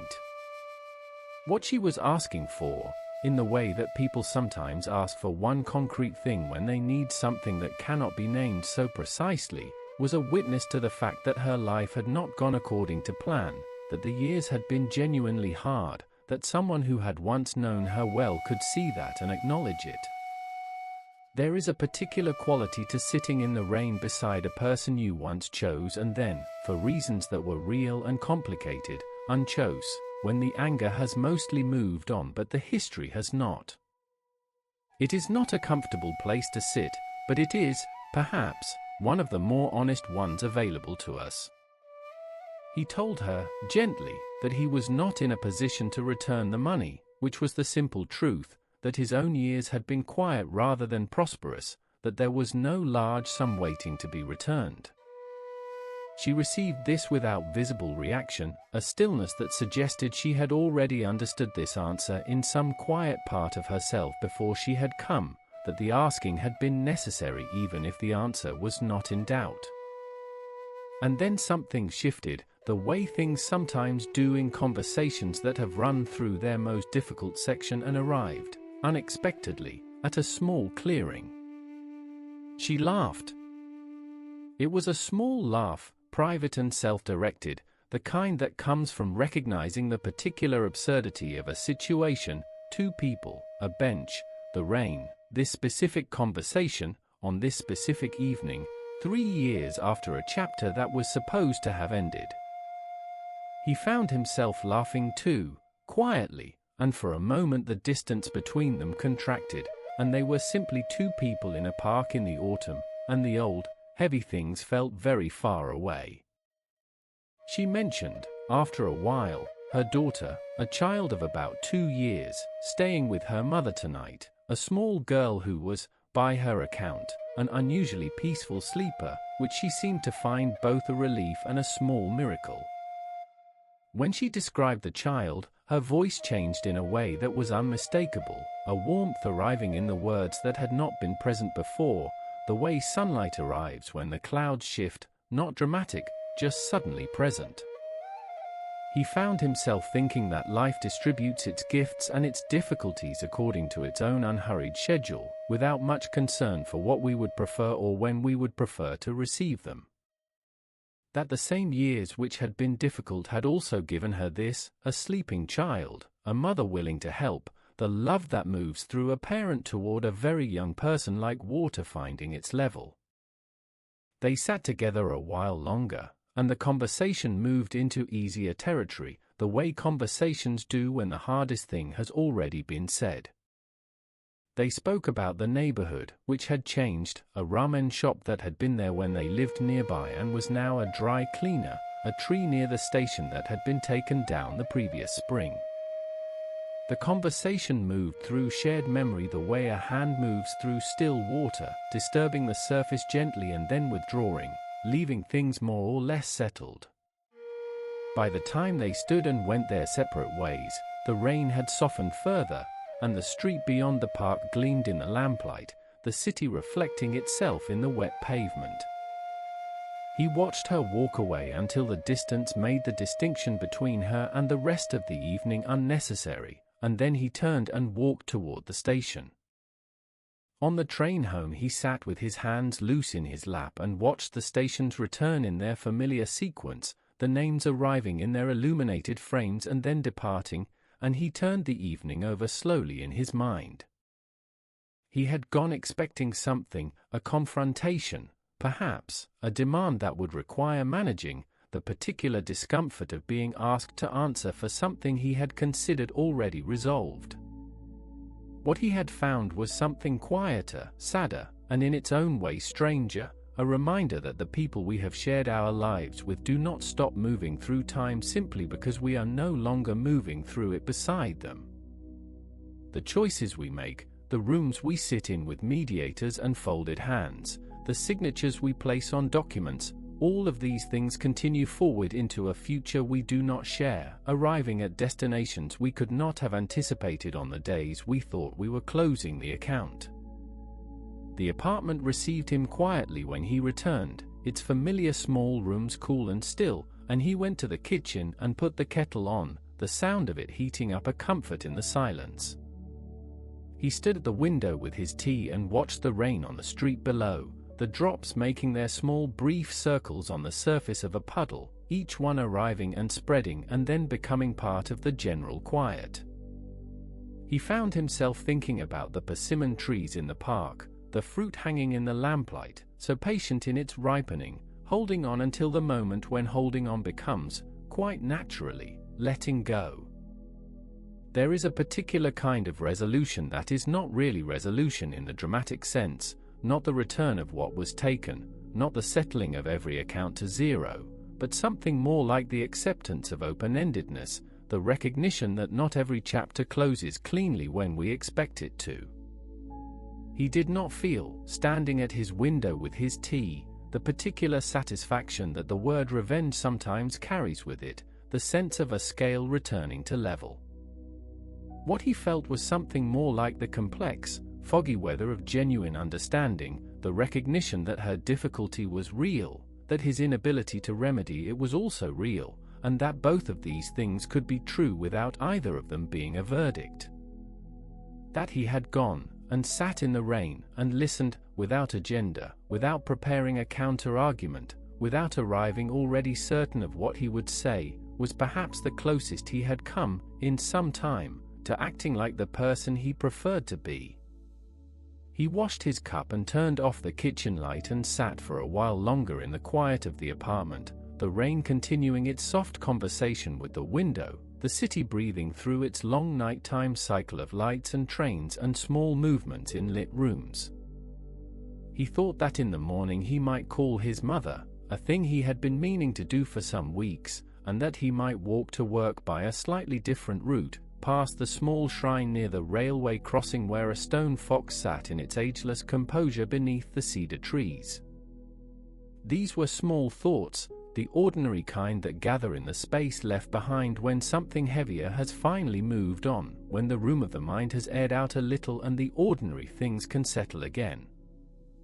And perhaps that is its own kind of answer to the question that a moment like this evening poses, not the dramatic resolution, not the satisfaction of every sum made equal, but the quiet recognition that life, in all its ungainly and ongoing complexity, does simply go on. The sleeping child across the city, the persimmon trees in the autumn rain, the kettle cooling on the kitchen counter, the train returning through its stations, the stone fox sitting in the dark, all of it going on, in its unhurried way, as it always has. And going on, it turns out, is its own kind of resolution, its own soft, sufficient answer to the question that some evenings ask. And that, perhaps, is where this story rests tonight. And so we leave that hallway behind, its quiet shadows fading now like breath on cold glass, settling gently into the dark behind us. There is no hurry here. If you need to rest a moment, simply let your breath slow, let your shoulders sink a little deeper into where you are lying, and know that the next story will wait for you. It has waited a long time already.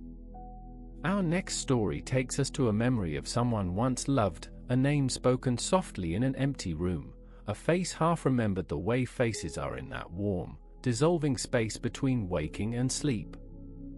We will find our way there together, slowly, with no rush at all. Somewhere in the mild weeks that followed their early meetings, the two of them had settled into a rhythm of spending time together that neither of them would have called anything particular, but that both of them looked forward to in the particular way of something that has quietly become necessary. He had come to understand in the unhurried way that you understand things when they are shown to you slowly, someone who moved through the world with a kind of composed attention, unhurried, genuinely curious, content with small pleasures and simple company in a way he recognized, because he was the same. They walked, mostly, on those mild afternoons, along the canal path near the station, through the shopping arcade when the weather turned, sometimes along a longer route through the low residential streets where nothing much happened and the only sounds were bicycles and the occasional crow settling on a wire. On one of those walks, a Saturday with the last of the season's warmth still sitting in the air, they had passed through a park at the edge of the neighborhood, following a gravel path that wound past small ponds and eventually opened onto a wide lawn where a couple had spread a blanket and arranged a picnic with the ease of people who did this often. Pause? She had stopped walking to watch them, and the expression on her face was quiet and a little wistful, the way people look when they see a version of something they want and recognize it from a careful distance. She said something about cooking then, in the way that people bring up a subject they have been circling for a while, indirectly, half to herself, and then, as if that small opening had given her permission, she showed him her phone. On the screen was a photograph of a small dark object, deeply and completely charred, which she told him with a faint trace of something between embarrassment and humor had been, at one point, a tamagoyaki, a rolled omelette, the kind of thing that appears at Japanese breakfast tables from one end of the country to the other. The object in the photograph bore no resemblance whatsoever to a rolled omelette. He said he didn't mind, and the words came out easily and without performance, and she laughed a little, the way people laugh when something they have been holding loosens. Breath? Then she asked whether he cooked, in the carefully interested way she asked most things, and he hesitated, because the honest answer was yes, and because saying so honestly required him to explain something he had kept to himself for a very long time. He reached into his pocket and opened his phone and found the photograph he had taken some weeks before, almost without intending to save it, a roast beef he had made on a Sunday when the rain had kept him inside, sliced on the white plate he used for things he felt quietly good about, the edges brown and the interior rose-colored and tender. She took the phone from him and looked at the photograph for a long moment without speaking, and when she looked up at him her expression held something that was almost indignation on his behalf, a kind of gentle outrage that something this good had been kept in private. He told her about high school, the early mornings when he had made his own lunch and carried it to class, and the teasing that had followed, low and persistent, the way certain kinds of teasing are, and how he had gradually stopped mentioning cooking to anyone until the habit of concealment had become indistinguishable from simply not talking about it. Pause? She listened to all of it without interrupting, and when he finished she said, simply, that she thought cooking was one of the most admirable things a person could do, that it was care made into something you could share, and that anyone who had made him feel otherwise had simply been wrong. Those words were not elaborate, but they were precise, and they settled somewhere below the ordinary surface of his day and stayed there, on the train home, in the quiet of his apartment that evening, and on into the days that followed.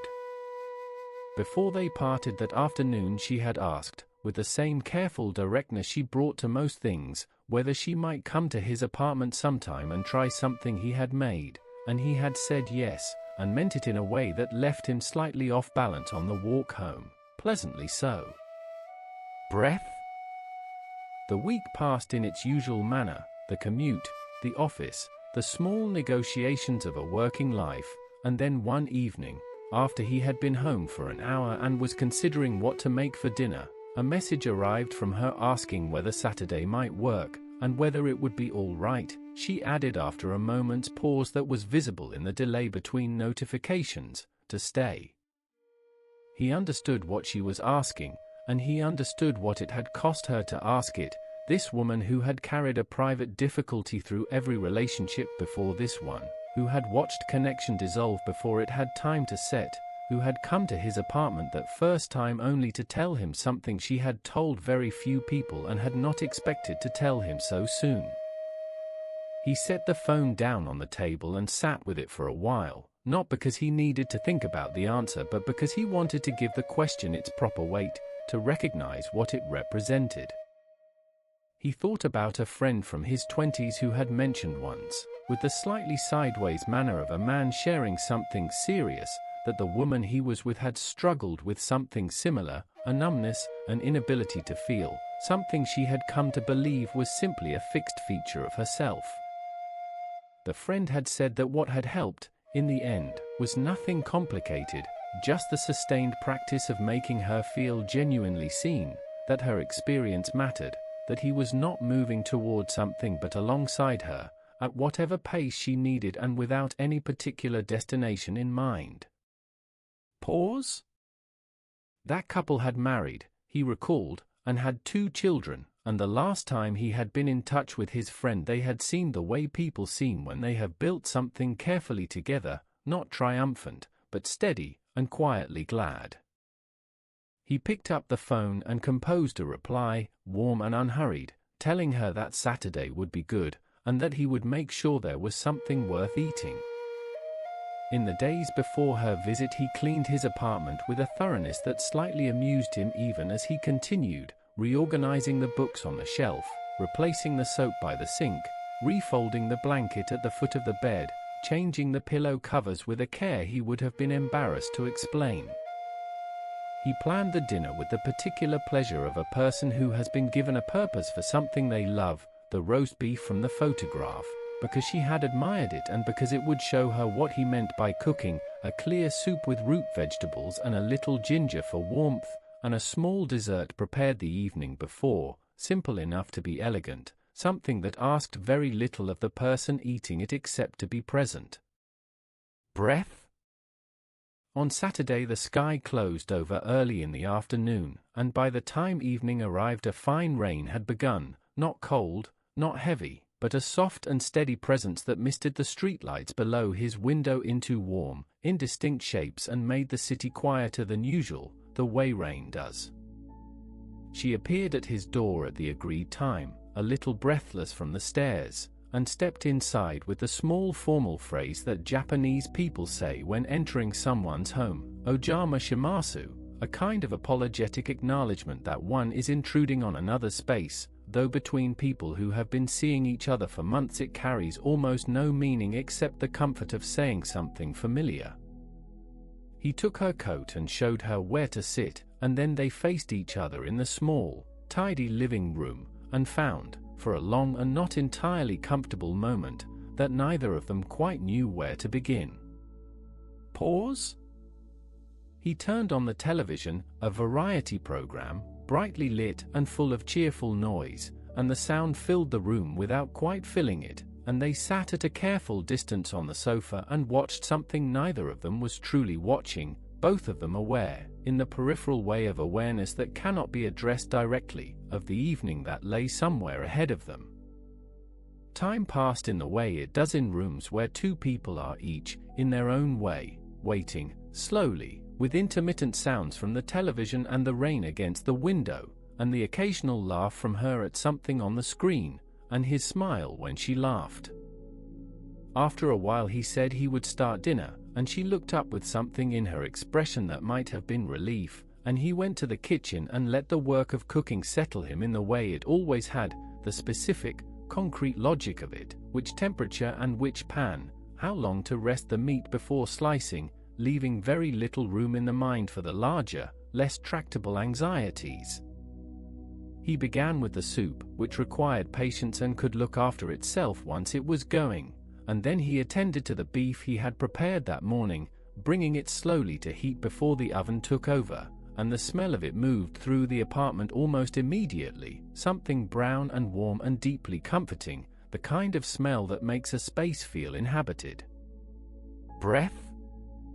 She had moved from the sofa to a cushion at the low table, where she could see through the open doorway into the kitchen, and she rested her chin in her hands and watched him with the same focused attention she brought to most things, unhurried and genuinely interested. He moved through the kitchen with the ease of long practice, not performing, not explaining, simply doing what he had done many hundreds of times in this same small space, and he was not aware until she mentioned it later that he had been humming, something shapeless and without a recognizable melody, the sound a person makes when they are occupied with something they are good at and are not thinking about being observed. He brought the dishes out one by one and arranged them on the low table, the roast beef on its white plate, sliced thin and placed with some care, the soup in 2 ceramic bowls with a single shiso leaf at the surface of each, the desserts in their cups set to the side, waiting their turn. Pause? She was quiet when she saw it all arranged before her, and then she said it was beautiful, and the word held more in it than its usual meaning, as if she were speaking not only about the food itself but about the thought behind it, the hours of unhurried preparation, the whole accumulated attention of the week that had gone into this table. She reached for her chopsticks and tasted the soup, and her eyes closed for a moment, and then she looked across the low table at him with an expression he stored away without quite knowing he was doing it, in the part of memory where the things that matter most are kept.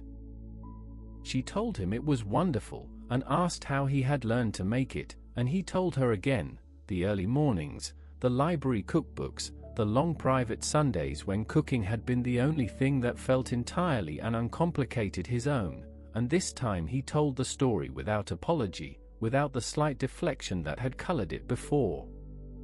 Breath?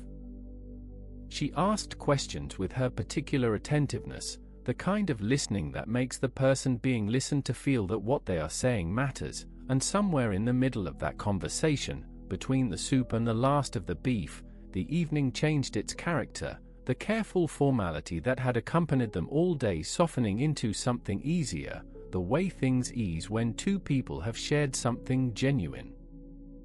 She told him it seemed sad that so many years of this had gone unshared, and he laughed, a real laugh, unguarded, and agreed, and she laughed too, and the apartment felt smaller and warmer than it had before the meal, which is what apartments do when the people inside them have finally relaxed. They cleared the table together, moving around each other in the small kitchen with the slightly awkward choreography of people not yet accustomed to sharing a small space, and by the time the dishes were washed and put away, the rain had settled into a steadier, more contented rhythm against the glass. Pause? They returned to the sofa, and the distance between them was not the same kind of distance as it had been before dinner. It was simply the ordinary proximity of two people sitting together, which is in its nature not a distance at all. She said, very softly, that she was nervous, and he said that he was too, and she looked at him and seemed to find in that small admission something that helped her, made the evening feel less like a test to be passed and more like something they were navigating together, which is what it was. He told her there was no urgency, that if she preferred they could simply sleep, that the dinner had already made the evening worthwhile, and she looked at him for a long moment before she answered. She said she wanted to try, in the quiet and considered way she said things she had thought about carefully, and so the television was turned off and the lamp in the corner with it, and the room went soft with the diffused light of the rainy city coming in through the window. What the hours that followed contained belongs, in its particulars, to the two of them, but the shape of it can be said, he was patient with her, and gentle, and he kept his attention on her ease and her comfort, moving at no pace except the one she set, making space for her to simply be present without any requirement placed upon her experience. Pause? He thought, somewhere in the middle of that quiet time, of his friend, the one who had learned that what his partner had needed was not anything complicated but simply the sustained feeling of being genuinely cared for, of being with someone whose attention did not waver and whose patience did not run out. The rain continued its soft work against the window. Time passed in the way that time passes in small rooms on rainy evenings, not quickly, not urgently, but with a kind of gentle forward motion, one moment finding the next. Long pause? After a while she turned and held on to him, and her breathing was unsteady in a way it had not been, and he held her and was still, and the only sound in the apartment was the rain. Pause? She told him, after a while, in a voice just above a murmur, that she had not known it could feel that way, that she had believed for a long time, quietly and without saying so to anyone, that there was simply something absent in her, some capacity that others had and she did not, and the words carried in them an enormous relief, the kind that arrives at the end of a very long waiting. He told her then about his friend, quietly, lying in the dim room with the rain still moving on the glass, the couple who had navigated the same difficulty together, who had arrived on the other side of it into a life that was ordinary and warm, who had married and had children and built something that held together through time. She listened without moving, her head against his shoulder, and when he finished she asked whether that couple was happy now, and he said that yes, he believed so, and she was quiet for a while, holding something inside the silence that she was not quite ready to put into words. Then she told him, with the careful hope of someone who has learned to be careful with hope, that she wanted that too, the ordinary accumulation of days and meals and a home that smelled of something cooking, children growing up in rooms where care was the ambient condition. Pause? He said that he wanted it too, and that he hoped she would want it with him, and the words came out steadily, without any particular effort, because they were simply the truest thing in the room at that moment. She did not answer in words, but she held on a little more closely, and the quality of her silence was the kind that means yes. Morning arrived with pale light through the rain-cleaned glass, the city outside washed and still, the particular freshness of air that has been moved through by a long night of rain and is now resting. Breath? He rose quietly and went to the kitchen, and from where she lay she could hear the soft sounds of him there, water running, the low hiss of something beginning to cook, the quiet clink of ceramic, and she lay in the warmth and listened, and found that the sounds were deeply comfortable, like sounds she had heard in a dream of somewhere she had always been going. He made okayu, rice kanji, the simplest and most gentle of breakfasts, topped with umeboshi, pickled plum, tart and faintly sweet, and a few pieces of soft tofu, the kind of morning food that asks nothing of the person eating it except to sit still and be warm. They ate at the low table in the pale morning light, the sounds of the neighborhood coming in, the bicycle of someone beginning their day early, the distant conversation of sparrows on the wire, a shutter being raised in a shop somewhere below, and neither of them said very much, and the silence between them was the comfortable kind, the kind that means the two people sharing it have stopped being strangers to each other. Pause?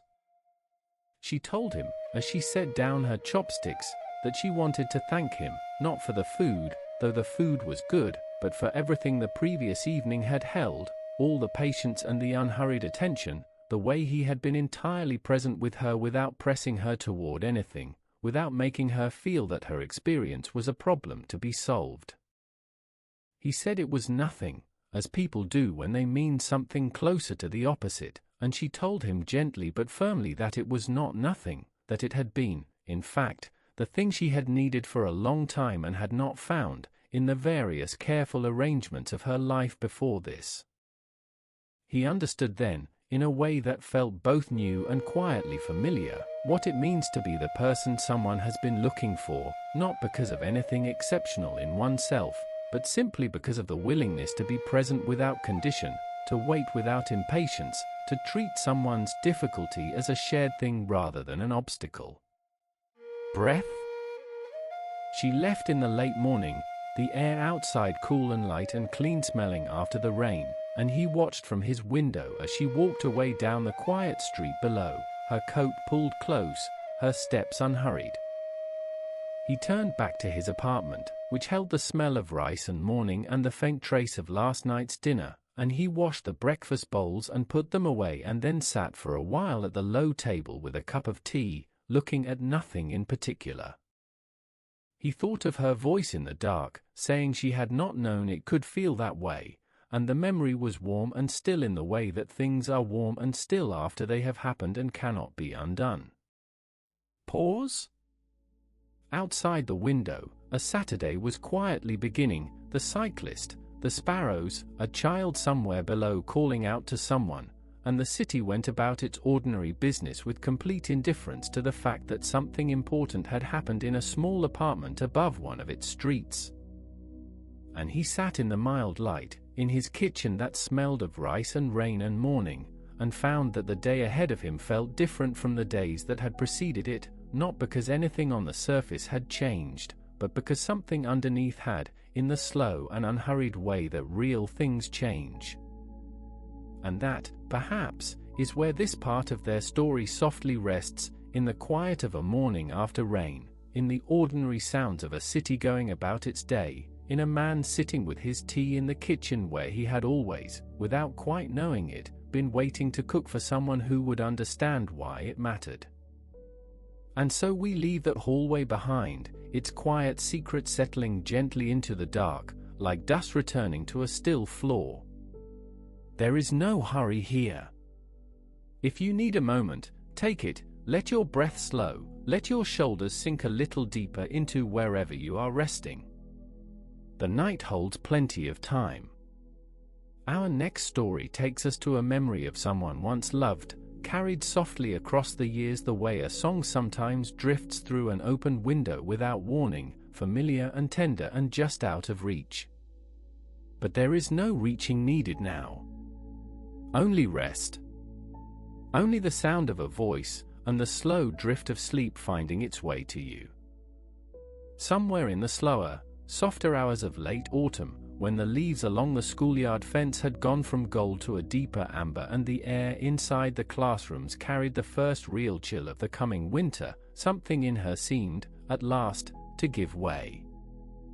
She had been, for as long as he had known her, the kind of person who made a room feel lighter simply by entering it, a girl whose laughter arrived before she did, whose presence rearranged the air around everyone else in the most natural and unconscious way.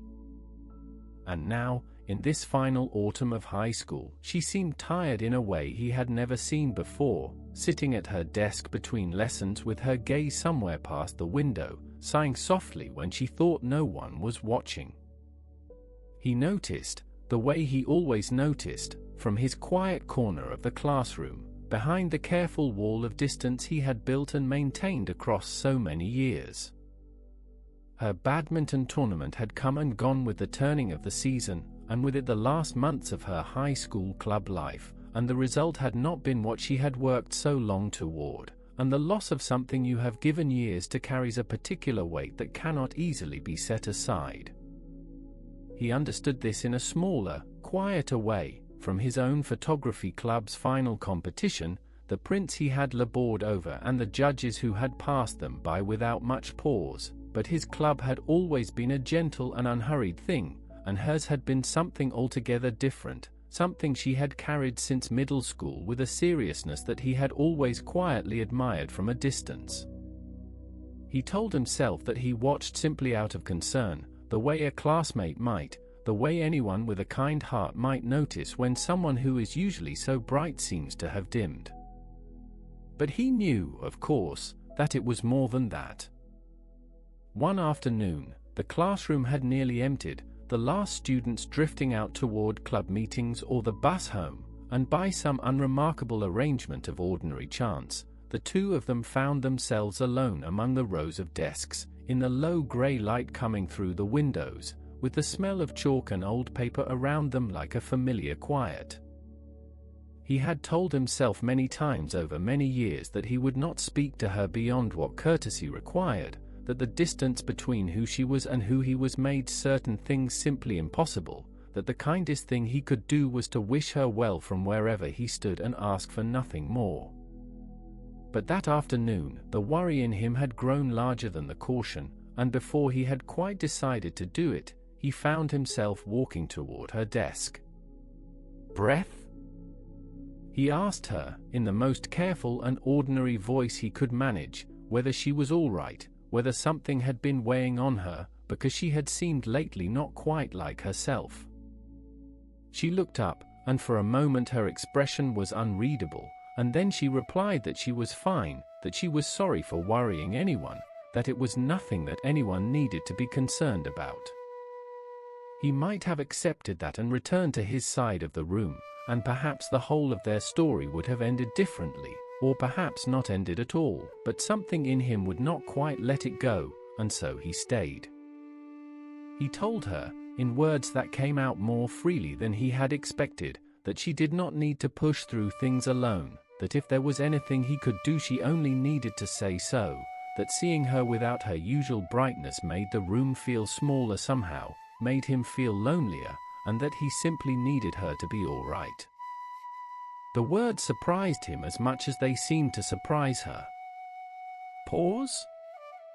She looked at him for a moment, and then laughed, a small and startled sound, her hand coming up to cover her mouth the way she sometimes did, and he felt a rush of relief at hearing it, a relief that turned almost immediately to something close to confusion. Because the laughter shifted, gently at first and then all at once, into something else, her hands moving to cover her face entirely, her shoulders drawing inward, and he understood with a quiet and wordless recognition that she was crying. He stood very still, not knowing what to do with his hands or his voice, wondering if he had said the wrong thing, if his clumsy attempt at kindness had made something worse, managing only a small and fumbling apology into the silence. And then she asked him a question that stopped everything. "Long pause?" she asked, in a voice still half caught between laughter and tears, whether he still liked her, whether the feelings he had once spoken aloud in a bright and careless moment on the day they graduated from middle school were still somewhere inside him. He stood very still and let the words rearrange themselves in his mind, thinking that he must have missed something, that she could not mean what it sounded like she meant, that a girl like her would not be asking a question like that of someone like him. But she had asked, and she was looking at him now through eyes that were red and a little swollen, waiting for an answer with an expression he had never seen on her before, something raw and uncertain and entirely without the easy confidence she usually wore as naturally as breathing. She mentioned, in pieces and without much order, that everything had felt wrong lately, the tournament, the arguments at home with her father, a long silence from someone she had been expecting to hear from for a very long time. He asked, very gently, what silence she meant. She told him about the yearbook. Pause? She explained, slowly and in her own way, that on the day of their middle school graduation, while he had been writing in her album with trembling hands and a heart too full to think clearly, she had also been writing in his, had written what she meant to say, had signed her name and left it there, hoping that he would read it and understand. He thought of the yearbook then, his middle school graduation album, the one he had placed at the back of a drawer almost immediately after receiving it and had never once opened, because the memories of those years felt too tangled and self-conscious to revisit, because the person he had been in those years was someone he had been quietly trying to leave behind. He had never looked at it, not once, in all the time since. He had not seen the page she had written on, had not read whatever she had placed there, had not known that anything at all was waiting for him among those photographs and signatures and small careful notes. She had waited, he understood now, all through the remainder of middle school and all through 3 full years of high school, watching for some sign that he had seen what she had left for him, that he had understood, that he had something to say in return. And when no sign came, she had told herself that she had been wrong, that the words she had overheard through the door of the photography club room that graduation afternoon had meant something different than she imagined, or that she had imagined them entirely, and she had tried, in the way that steady and practical people try, to set the whole thing aside and simply move forward. Breath? 3 years she had carried this, moving through the ordinary days of high school as though the question in her heart were simply another thing to be managed alongside everything else, another item on the quiet list of things that cannot be changed. And now, in this empty classroom with the afternoon going pale and cold behind the window, she had finally asked. Pause? He apologized, and the apology felt inadequate in the way that most sincere apologies do, but he meant it with everything he had, the kind of sorry that holds within it the full weight of regret for something one did not know one was doing at the time. He told her that he had not read the yearbook, that the photographs of those years had seemed too difficult to look at, that he had put it away somewhere deep and left it there, and that he was sorry, genuinely and completely sorry, for every day she had spent in silence waiting for a response that should have come so much sooner. She looked at him for a long and quiet moment, her expression moving through something he could not quite name, and then she said that she would like to tell him again, properly this time, if he would hear her, if he would answer. He said, without hesitation, that he would. She told him, carefully and with great patience, that she had liked him for a very long time, from before middle school even, from an afternoon in primary school when she had been new to the town and lonely and uncertain of everything, and a boy had found her near the playground and invited her, simply and without any fuss, to come and play on the seesaw with him. He remembered something like that afternoon, in the vague and unreliable way that childhood memories return to adults, a small girl he had not known before, an easy and thoughtless invitation, the particular slow creak of an old seesaw in afternoon light. He had not thought of it since. Pause? But she had thought of it many times, in the way that a kindness received at exactly the right moment can become the seed of something that grows in the dark, quietly and without announcement, for longer than anyone expects. She asked him, with the same quiet directness, whether he would be with her.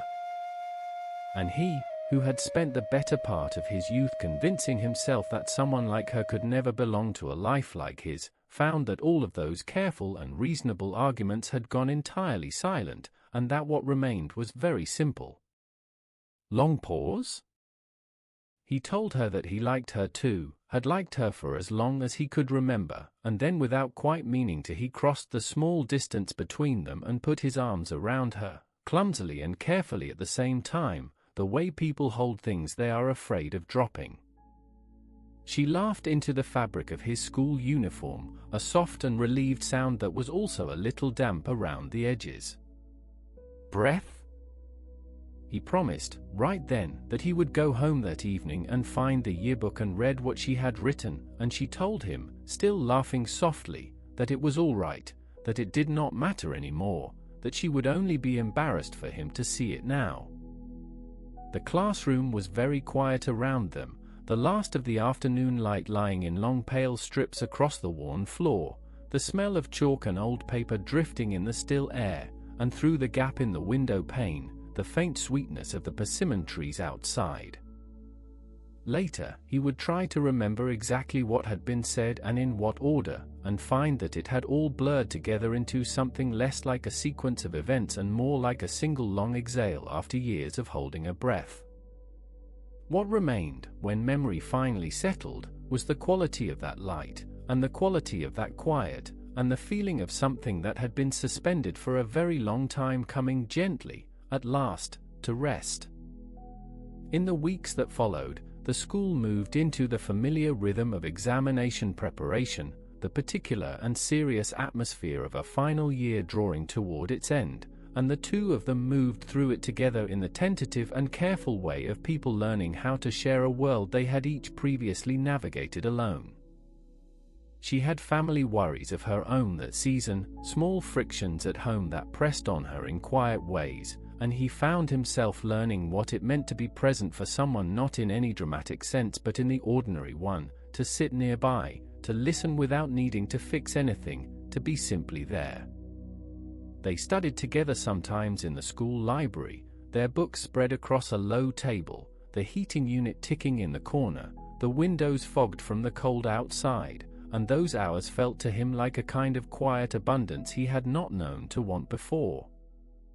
When the examinations arrived and then passed, both of them managed to be admitted to the universities they had hoped for, which felt, in the exhausted and grateful relief that follows such things, like a small and private miracle. And she recovered, in her own time and at her own pace, from the harder things that autumn had brought, the distance from her father softening as the months passed, the two of them finding their way back toward each other in the slow and imperfect manner that families sometimes manage. He was there for some of that, offering the occasional quiet word, the patient company that is sometimes all that is needed, and in being there he found himself, almost without noticing, becoming part of the world of her family as well, welcomed in the way one welcomes someone who has been expected for a long time and has finally arrived. Years passed in the easy and undemonstrative way that content years tend to, each one a little less eventful than the last, full of the kind of small and unremarkable moments that accumulate, over time, into something whole. When he was 25, they married, in a modest ceremony that surprised their old classmates from middle and high school, who, when they heard the news, found themselves not quite able to believe it and yet, upon reflection, not quite able to imagine it having gone any other way. He thought sometimes, in quieter moments, of the boy he had been in that photography club room, hiding behind the lens of a camera and a wall of self-deprecating certainty, telling himself and anyone who would listen that a girl like her was simply beyond the reach of someone like him. He thought of the yearbook still in its drawer somewhere, unread for years, the message she had written folded inside it like a letter waiting much too long for the light. And he thought of the seesaw, and the small girl who had been new and lonely and a little afraid, and the afternoon invitation that neither of them had thought much of at the time, not knowing that certain small and ordinary kindnesses send out roots that last for decades. He would tell people, when they asked how it had all begun, that he was honestly not certain, that memory is imprecise and sentiment tends to smooth the edges of things, but that somewhere in the tangle of it was a graduation afternoon, and a door opening, and a voice carrying through a wall and changing everything without intending to. she would tell the same people something slightly different, or perhaps something slightly more, that it had begun well before any of that, on a quiet schoolyard afternoon with a seesaw and a boy who had simply been kind. And perhaps they were both right, in the way that the beginning of something long is rarely one single moment but rather a series of small ones, each invisible on its own, only visible in the looking back. The classroom where they had finally spoken still stood in the same building, the persimmon tree still outside the same window, the afternoon light still arriving in the same long pale strips across the same worn floor. But for them, that room had become something else, a place held quietly in the shared inner geography of a life built together, neither of them needing to speak of it often, both of them carrying it gently, the way one carries something that has been precious for so long it no longer needs to be named.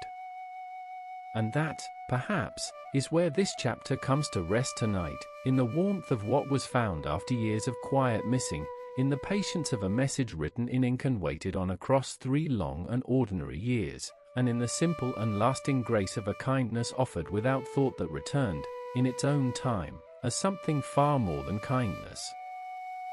And so we leave that hallway behind, its quiet shadows settling back into stillness, the way all things eventually do when no one is left to remember them.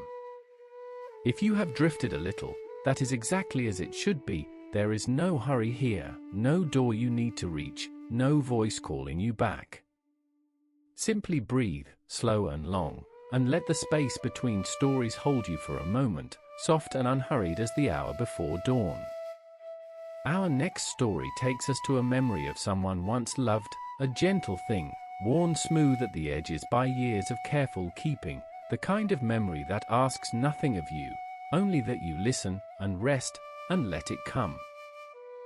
Somewhere near the end of that long autumn, in the weeks that followed all of it, the accident, the silence, the ward door that stayed closed no matter how many evenings he walked toward it, he found that his days had quietly rearranged themselves around the single act of going to the hospital and waiting, without knowing whether she would appear. More often than not, she would not, and the nurses at the front desk had begun to recognize him by face, offering the small and practiced nod that hospital staff learn to give to people in long waiting, the nod that carries, if you learn to read it, a kind of wordless companionship in the uncertainty. Still, he came, because stopping felt impossible, because 15 years of carrying something quietly in the chest does not prepare a person to simply set it down and walk in the other direction, and because the act of arriving, even when it led nowhere, had its own particular form of dignity that he did not want to give up. November arrived, and the air around the hospital grew cool and carried the scent of fallen ginkgo leaves and something that all the hospitals of that city seem to share, a faint antiseptic note that mingles with the warmth of a building full of people who are, in one way or another, in the middle of waiting for something. He had thought carefully about what to bring during the weeks when she would not see him, and in the end he had settled on simple things, a pair of soft, pale-colored socks, and a small taruketto, a throw blanket of the kind made to be light enough to forget and warm enough to matter, the sort that works best wrapped around the legs when the hospital windows let in more light than heat as the season turns. He left these with her parents, who accepted them with the careful courtesy of people managing something too large for courtesy to quite contain, and he asked no questions and they offered nothing beyond a quiet nod, and he walked back out into the November street and made his way home. The gift was, in its way, a statement that required no reply, not grand, not pressured, asking for nothing in return, only, I thought of you when I found these, and I hope you are warm, and I am still here. Weeks moved through the ordinary way of weeks when you are not marking them on any calendar, when the work of the day fills the mornings and the evenings arrive early and soft, and the city outside goes about its business with the gentle indifference that cities have always had toward the private longings of the people living quietly within them. And then, one evening when he had not expected anything in particular, his phone received a message, and the message was 2 characters in Japanese, the word that means come, short enough to fit inside a single breath, sent by someone who had been quiet for a very long time and had decided, at last, to open a small door. He did not pause to compose himself or decide what he would say. He simply put on his coat and went out into the evening and caught the train, and the train carried him through the lit city and the dark stretches between stations, and he arrived at the hospital as simply himself, no more prepared than he had been for any moment in this long story, no less willing to be there. She was in the inner courtyard, the small one with the stone path and the low hedges and the pale rectangles of window light falling across the pavement, sitting in her wheelchair with the blanket he had given her parents wrapped around her legs, and at the edge of the blanket, just visible, were the socks. She had kept them, and was wearing them, and this communicated something that neither of them needed to name aloud, though the naming would come, in time, with everything else that had been waiting to be said.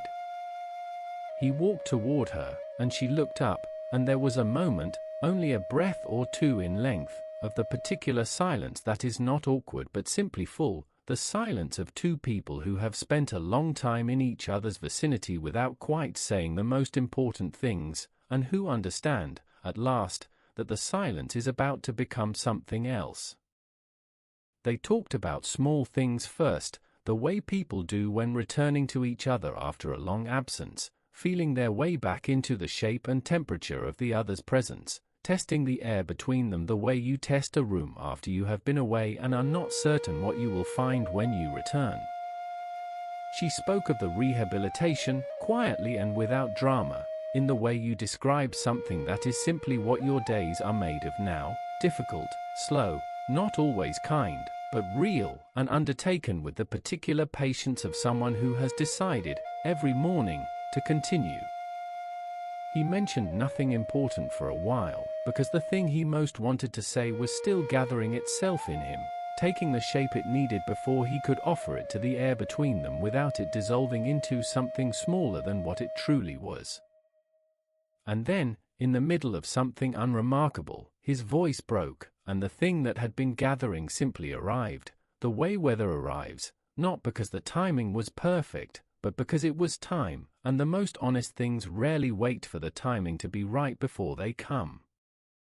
He told her he had been carrying something for a very long time, and that it had become so much a part of him that he had stopped noticing its weight, the way you stop noticing the weight of your coat in winter until the moment you take it off and feel, for the first time, how heavy it had been all along. He spoke about the afternoon before she left middle school, when he had said the truest thing he had said to anyone up to that point, had said it without planning to, because something in the combination of her leaving and the light and all the years of saying nothing had made silence, one more time, simply impossible. He spoke about sitting beside the telephone that evening, the receiver within reach, the quality of waiting that involves not moving and barely breathing, and how he had eventually fallen asleep, and how his mother had woken him with the kind of smile that mothers have when they have understood something their children are still in the middle of learning.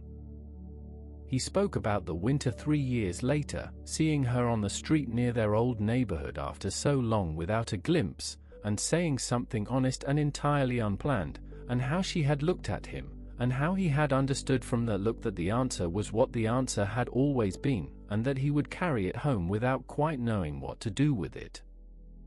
He mentioned the rainy season, the drinking party, the first time they had ever really talked face to face, at length, in the easy and slightly unguarded way that people speak when the night has gone on long enough to lower their defenses, and how it had felt, talking with her like that, like finally touching something he had only ever been able to see through glass.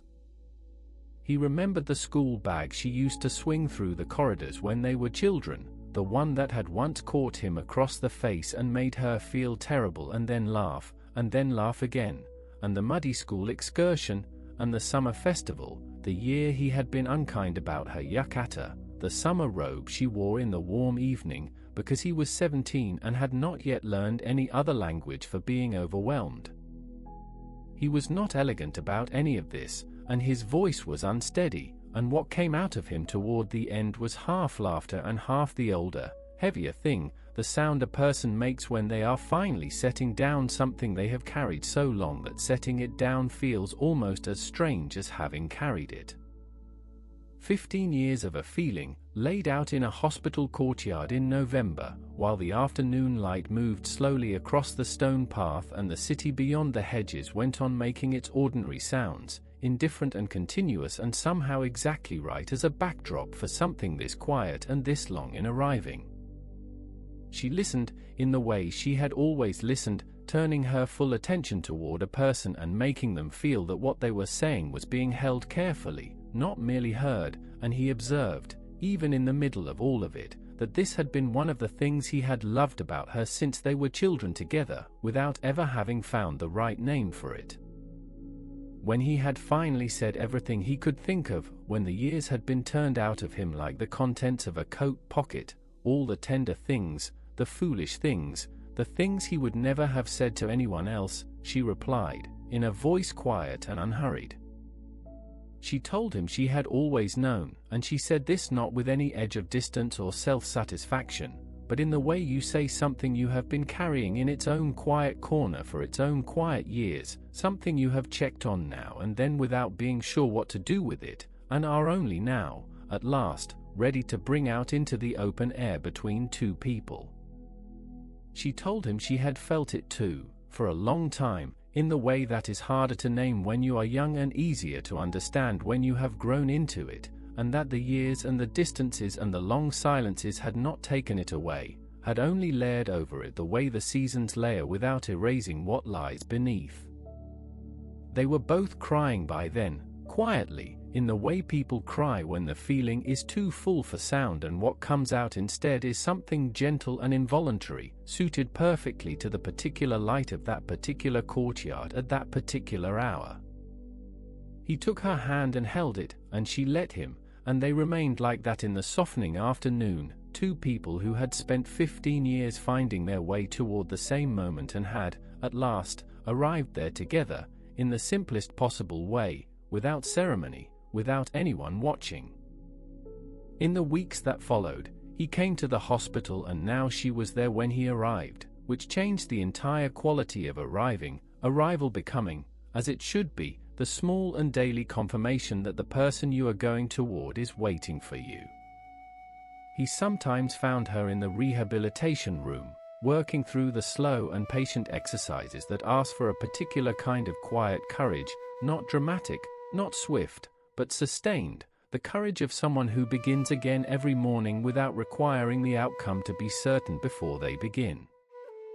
He sat beside her through the long afternoons, and brought her things she needed, and sometimes they talked at length and sometimes they simply sat in the comfortable quiet of people who no longer need conversation to feel accompanied. He began a new job that spring, when the cherry trees along the hospital's outer fence were doing what cherry trees do, briefly and extravagantly blooming, and then letting go, and the new rhythms of working and earning and visiting gave his days a shape that felt, for the first time in a long time, like the right shape for the life he was building. He was saving money, steadily and without urgency, in the way of someone who has learned that patience is not the same as passivity, and that waiting toward something real is its own form of movement, and that the important things happen when they are ready and not a moment before. His father, not a man of many words when it came to the interior life, told him simply that if this was what he had decided, he should love her completely, without holding anything back for the sake of comfort or caution, and these few plain words were, in their directness, exactly what the moment required. The friend who had first told him she would be at that rainy season gathering, who had leaned close and whispered it like someone passing on a small treasure, that friend was the first he called with the news, and the warmth on the other end of the phone was immediate and genuine, the happiness of someone who had been quietly hoping for this particular outcome for a long time and had finally seen it come to pass.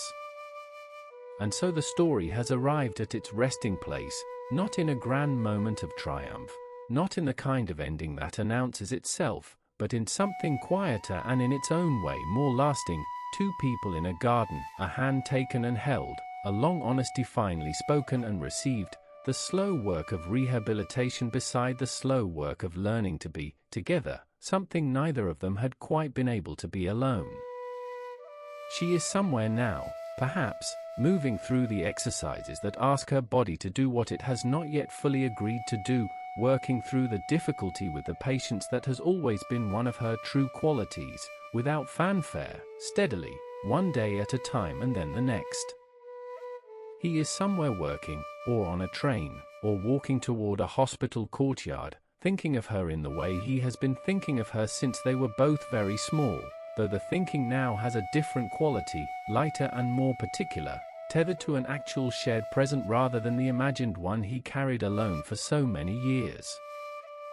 And on the evenings when he passes through the old neighborhood on his way somewhere, he sometimes finds himself thinking of the small candy shop where his grandmother used to call the passing children inside and ask them, gently, to befriend her shy grandson, not making a great thing of it, simply because she understood that some people need a little help finding the ones they are meant to find.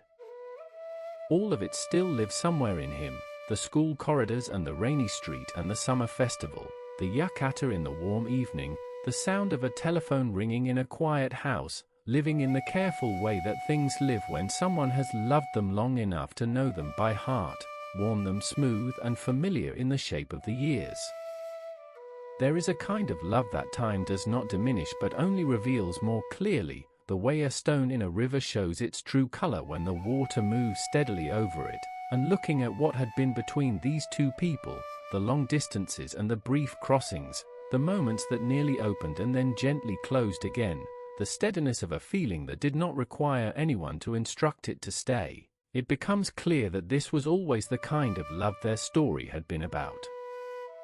Not the love that announces itself at the beginning and makes everything easy, but the love that waits in the corner of every ordinary day, that shows up in socks left at a nurse's station and a blanket chosen for its warmth, in two small characters sent across a long silence, in the willingness to return and return and return, even when the door remained closed, because returning was simply the only thing it knew how to do. And that, perhaps, is where the story rests for tonight, in the soft weight of a hand held in a November courtyard, in a long honesty at last spoken and received, in the quiet and particular beginning that this love had been working its slow way toward, through 15 years of ordinary and extraordinary days, arriving here at last, and settling.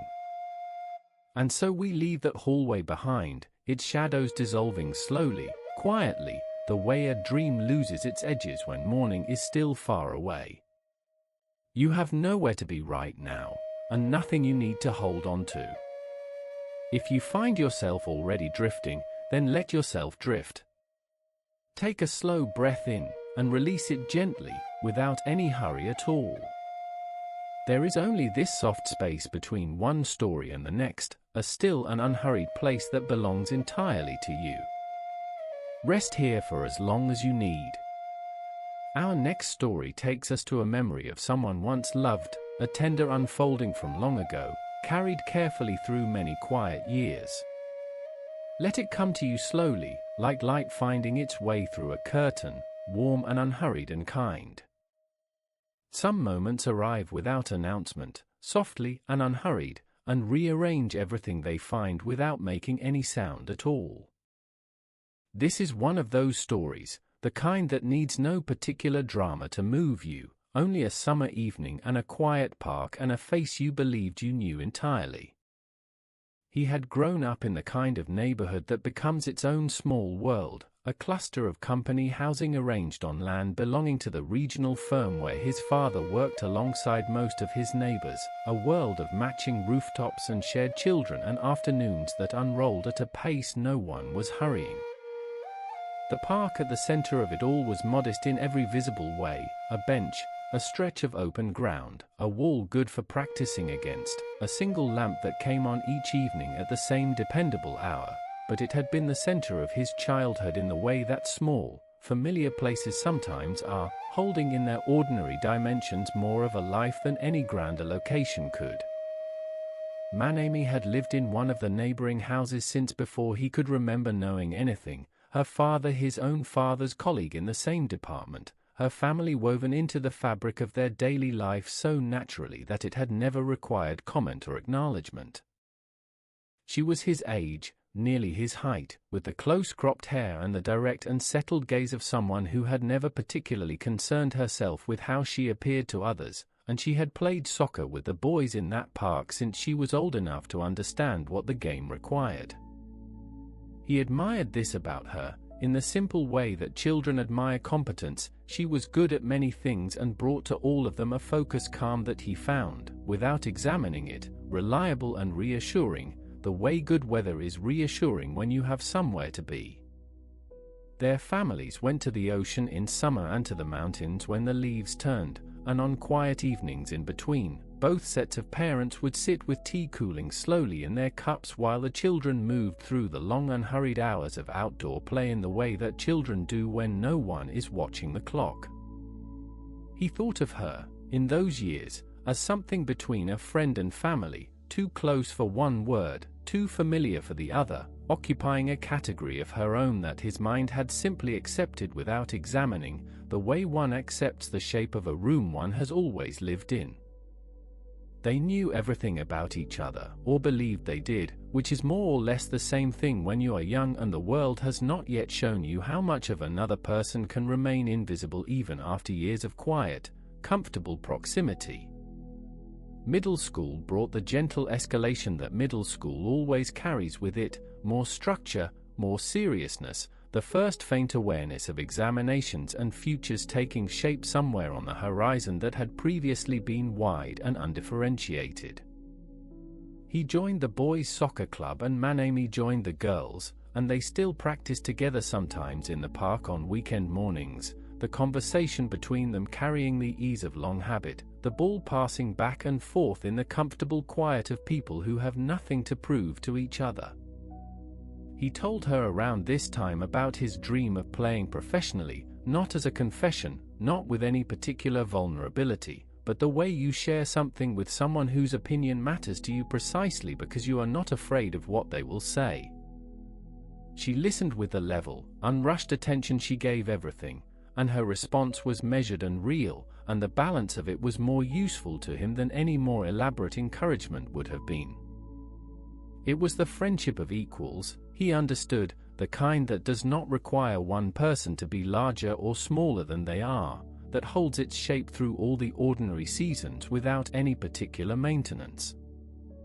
High school separated them by address and by schedule, their chosen schools pulling them in different directions, and the reassignment of their fathers to separate departments gradually loosening the web of family occasions that had held them so close through the earlier years.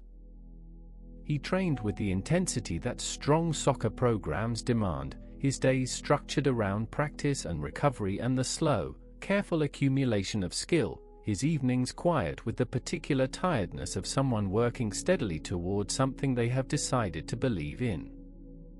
Manami was on the same kind of schedule at her school, early mornings, long practices, the careful management of energy that serious sport requires, and had also begun to study in earnest for the university entrance examinations that were no longer entirely distant. Their approach felt now in the quality of the evenings.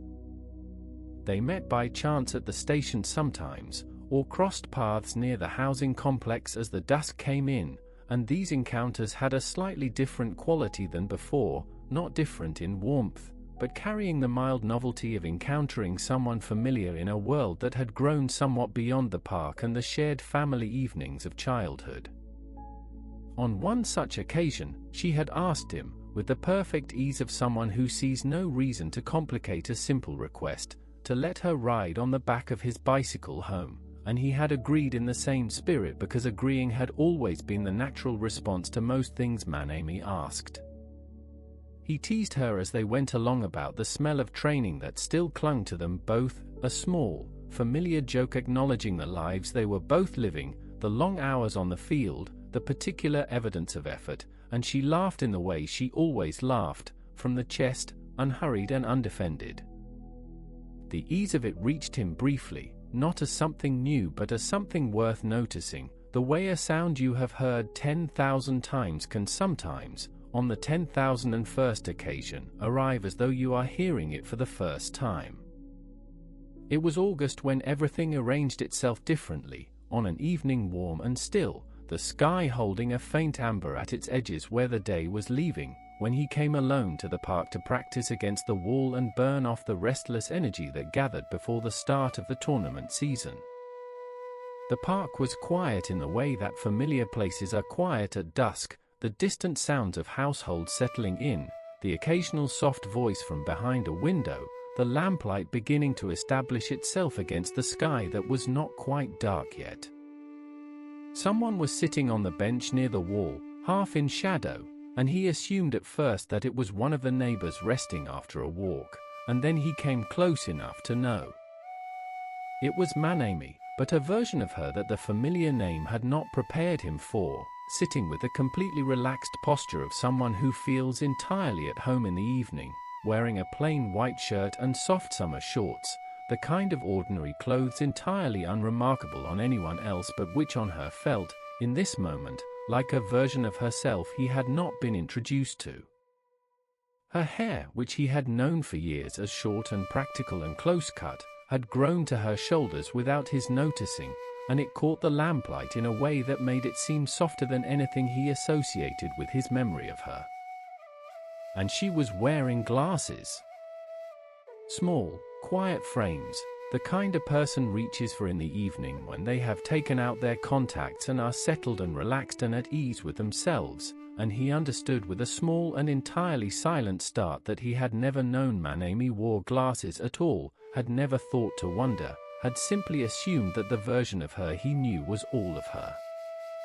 It was not the glasses themselves, exactly, though they would afterward always be part of how he remembered this evening. It was the sudden knowledge that here was something about her he had not seen, a private and unguarded self that he was being permitted to observe, and the sight of it moved something in his chest that had not been moved in this particular way before.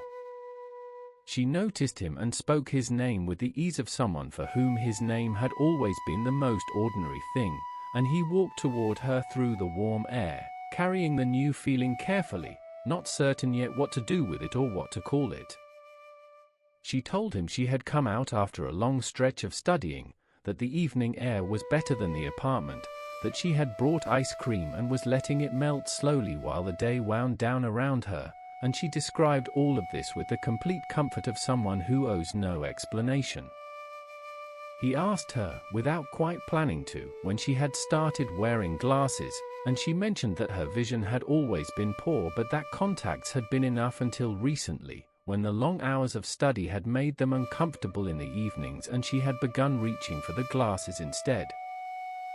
She noted, too, that her hair was growing out on purpose, that she had been imagining a kind of high school life with more room in it, less consumed entirely by training schedules, more open to the ordinary pleasures she felt she had been setting aside for years, the kind of afternoon that does not need to lead anywhere. There was something in how she described this, the willingness to let one way of being end and another begin, the absence of anything like grief in her voice about it, that he found unexpectedly moving, as though the conversation were showing him something real about who she was beneath the athlete and the teammate and the childhood friend he had always known.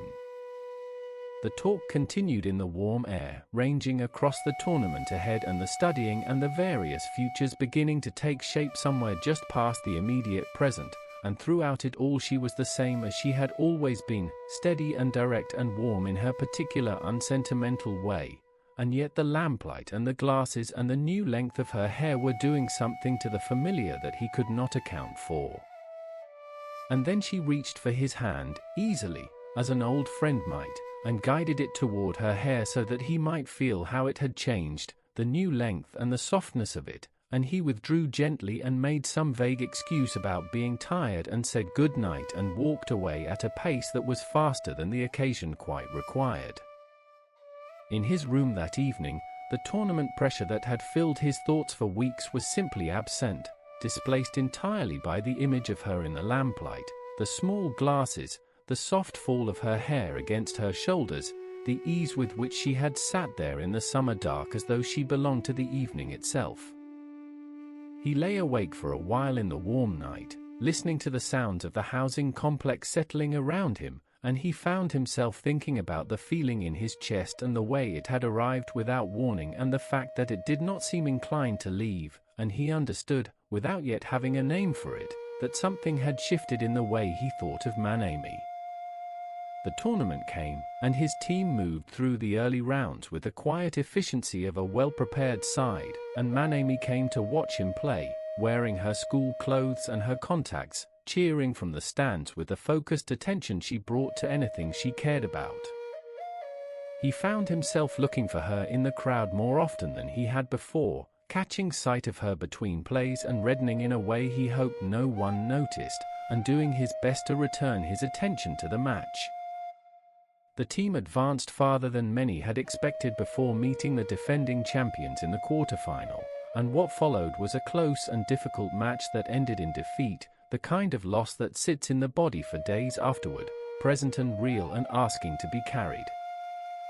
That evening, he returned to the park, drawn there by a pull he could not entirely account for, and Manami was on the bench in the lamplight, wearing the glasses and the easy summer clothes, as though the evening had arranged itself to receive him. She told him, softly, that she had thought he might come, that she understood something about how he was after a difficult match, the need to be somewhere open and familiar, and the fact that she knew this about him, had known it without being told, settled over him like something warm. He told her about the match and the sense of his own limits that the defeat had made vivid, and she listened in the way she listened, fully and without hurrying him toward comfort, and then spoke quietly about what came next, the university, the soccer program there, the road that continued past this particular ending. Her confidence in him was not dramatic or effusive, it was the low and steady kind, the kind that carries weight precisely because it makes no performance of itself, and he received it differently than he would have even a few months before, as though the change in him had made him more capable of receiving what she offered. She reached up, gently, and removed her glasses and placed them on his face with the ease of old friends doing something playful, and he took them off and placed them carefully back on her, the way you return something borrowed and precious, and then he told her, in words that arrived more simply than he had expected, that he loved her. He told her that he had not understood it until recently, that the long familiarity of years had somehow concealed it from him, that she had been so present and so constant that his feeling for her had grown invisible the way the most constant things tend to become invisible, and that he was certain of it now, and had been since the August evening and the lamplight and the glasses. She was quiet for a moment, in the warm dark, and then she smiled, the real smile, the one that came from somewhere unhurried in her, and told him gently that she had been waiting quite some time for him to arrive at this. She confessed that she had loved him since they were children in this same park, since the afternoons of soccer and the summer trips and all the ordinary accumulated hours of their shared childhood, that she had carried the feeling through all of it with the patience of someone who trusted that what was real would eventually be recognized. He sat with this for a while, the knowledge of her patience, the years of it, the way she had held something quietly while he remained unaware, and the tender strangeness of learning that he had been loved, without knowing it, for so long. There is something particular about that kind of love, the unhurried kind, the kind that does not require an audience or a deadline, that continues through all the ordinary seasons with the calm certainty that what is true will eventually make itself known. They sat together on the bench as the evening deepened around them, the lamplight unchanged and warm, the summer air holding them in its familiar stillness, and the long friendship between them became quietly something more without any of its substance needing to be given up or set aside. In the months that followed, through the careful adjustments of university applications and new schedules and the gentle negotiation of what it meant to be both lifelong friends and something more, they found the change easier than anyone had suggested such changes tend to be, because so much of what made them comfortable with each other had been built over years and was simply still there. he enrolled in a university with a serious soccer program, still working with the patience and seriousness of someone who believes that the distance between where he is and where he wants to be can be crossed one practice session at a time, the dream still alive and still worth pursuing. Manemi enrolled at a nearby university in the health sciences, studying toward a qualification in physical therapy, the particular ambition of someone who had spent years understanding her own body through the discipline of competitive sport and now wished to understand that experience more formally, from the inside.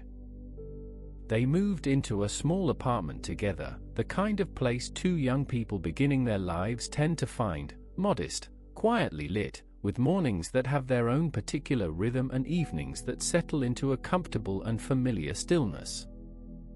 And each morning, in the early light of that apartment, she would appear in the kitchen with her glasses on and her tea still steeping, unhurried and half awake, and he would find in that image, the same image that had first reached him on an August evening in a park he had known since childhood, a quality of rightness that renewed in him, quietly and without fail, the desire to go to practice and work hard and be someone worthy of such ordinary and extraordinary mornings. The childhood park still stands, presumably, in the quiet of the company housing complex, the single lamp still coming on at the same hour each evening, the bench still there beneath it, the summer air still returning each August as it always has, patient and unchanged. And somewhere in the city, in a small apartment where the morning light comes in at a certain gentle angle, a young woman makes tea in her glasses while a young man laces his boots for another day of practice, and the long accumulated hours of their shared life continue, warm and unhurried and full of everything that matters. And that is where this story rests, not at a conclusion exactly, but in the gentle and ongoing middle of two lives that grew up side by side, in the same small park, under the same lamp, and found, in their own good and unhurried time, that they had been growing quietly toward each other all along. And so we leave that hallway behind, its quiet secret settling gently into the dark, like dust returning to still water. There is no hurry now. If you would like, take one slow breath here, let your shoulders soften, let the weight of the day press a little deeper into wherever you are resting. The night is long and unhurried, and there is room in it for everything. Our next story takes us to a memory of someone once loved, a gentle thing, carried for years in the way people carry certain photographs, not often looked at, but never quite put away. Let yourself drift toward it slowly, the way sleep drifts toward us when we stop reaching for it. Somewhere in the slow, soft turning of a Japanese autumn into winter, two young people met at a volunteer event organized across several universities, the kind of Sunday afternoon gathering that is easy to attend and easy to forget, except that sometimes it is not. She was 19, enrolled at a small college in Yamanashi where she hoped to earn a teaching certificate that would allow her to give English lessons to young children, a quiet ambition she held with a sincerity he would come to admire, and he was 21, a fourth-year student already preparing, in the way of that particular year, for the life waiting beyond graduation. What moved him, in the early weeks after they met, was a quality that had no simple name, a naturalness, a willingness to simply be as she was without calculation or performance, and he found that he had not stopped thinking about her long after the event itself had ended. She was what the people who knew her well might have called tenon, naturally and warmly absent-minded, someone who would telephone him with small emergencies, a scheduling collision at the cram school where she had, to his quiet surprise, secured a position, or a long train journey she had somehow extended by refusing the express, and each of these calls carried in it something he looked forward to in a way he did not examine too closely. She had heard him speak about his work as a tutor and had announced, with a certainty entirely her own, that she would apply for a position at the same school, and when the news of her hiring came through and she told him, her voice held the particular brightness of a person who is genuinely, simply, uncomplainingly pleased with something, and he remembered it for a long time afterward. Their time together gathered itself the way shared time does, in small domestic rhythms and long telephone calls, and the kind of comfortable routine that feels unremarkable until it is gone, and the geography of their two different lives, his university in one city and hers in another, gradually arranged itself around the steady fact of each other. One summer she made the journey from Yamanashi to Nagoya to visit him, covering the distance by the slowest possible route, declining the express trains he had recommended, arriving at the station hours past the expected time, flushed from travel and still wearing her coat in the August heat, and he had gone down to the platform to find her and had thought, with a quietness that surprised him, that she needed him to be there, and that this was not a small thing. As the year moved toward winter, she began mentioning headaches, offhandedly at first, the way one mentions minor weather, and then more frequently, until the mention of it wove itself through their conversations in a way he could not ignore, and he told her each time it came up to please go to a doctor. She said she would, and he believed her, and the subject would rest for a few days, and then the headaches would surface again, and he would say what he had said before, and she would say again that she intended to go, and this small patient loop continued through the winter and into the spring, when her parents finally brought her to a hospital in Yamanashi.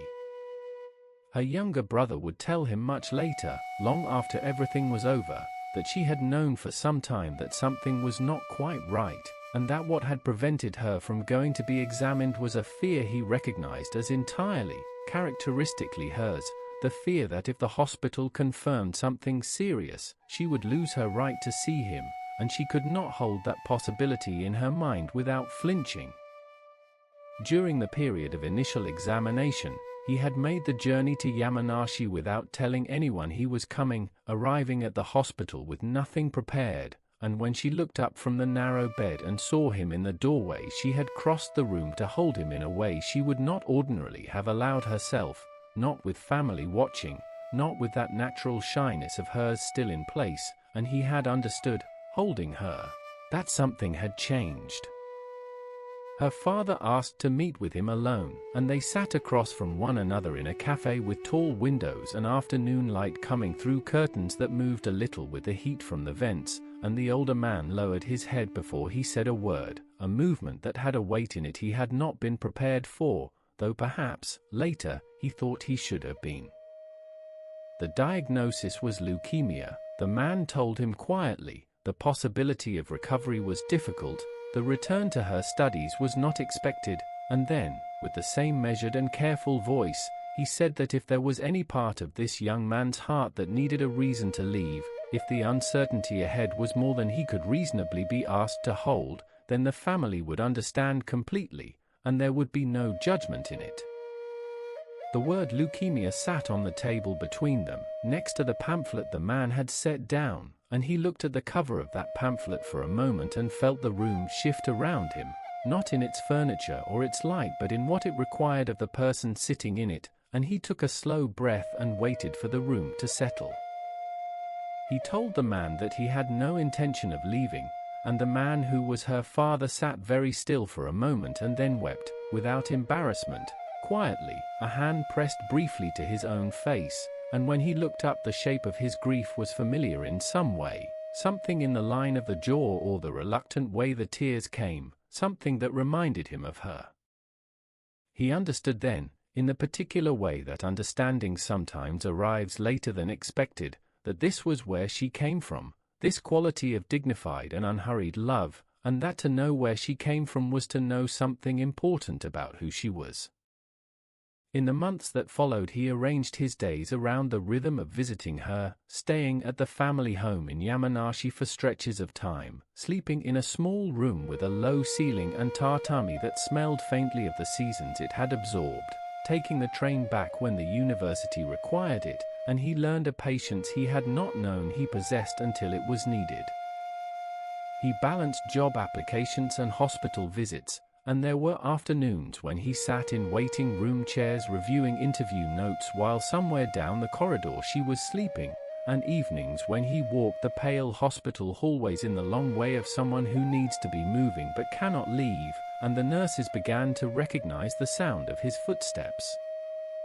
The company he had most hoped to join was the first to extend an offer, and he went directly to her room to tell her before he told anyone else, and she was so entirely and uncomplicatedly glad for him, so free of any of the bitterness or melancholy that the situation might have made forgivable, that he had to look away from her face for a moment and compose himself.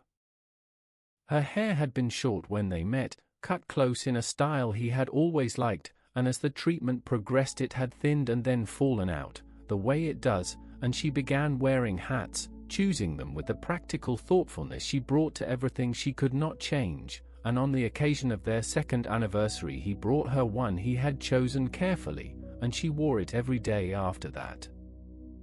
There came a period when she told him not to visit, not unkindly, but with something underneath the words that he could hear, a kind of pain at watching him continue forward into the world she could no longer follow, and he listened to these requests with the understanding that they said more about how much she cared for him than about whether she wanted him near.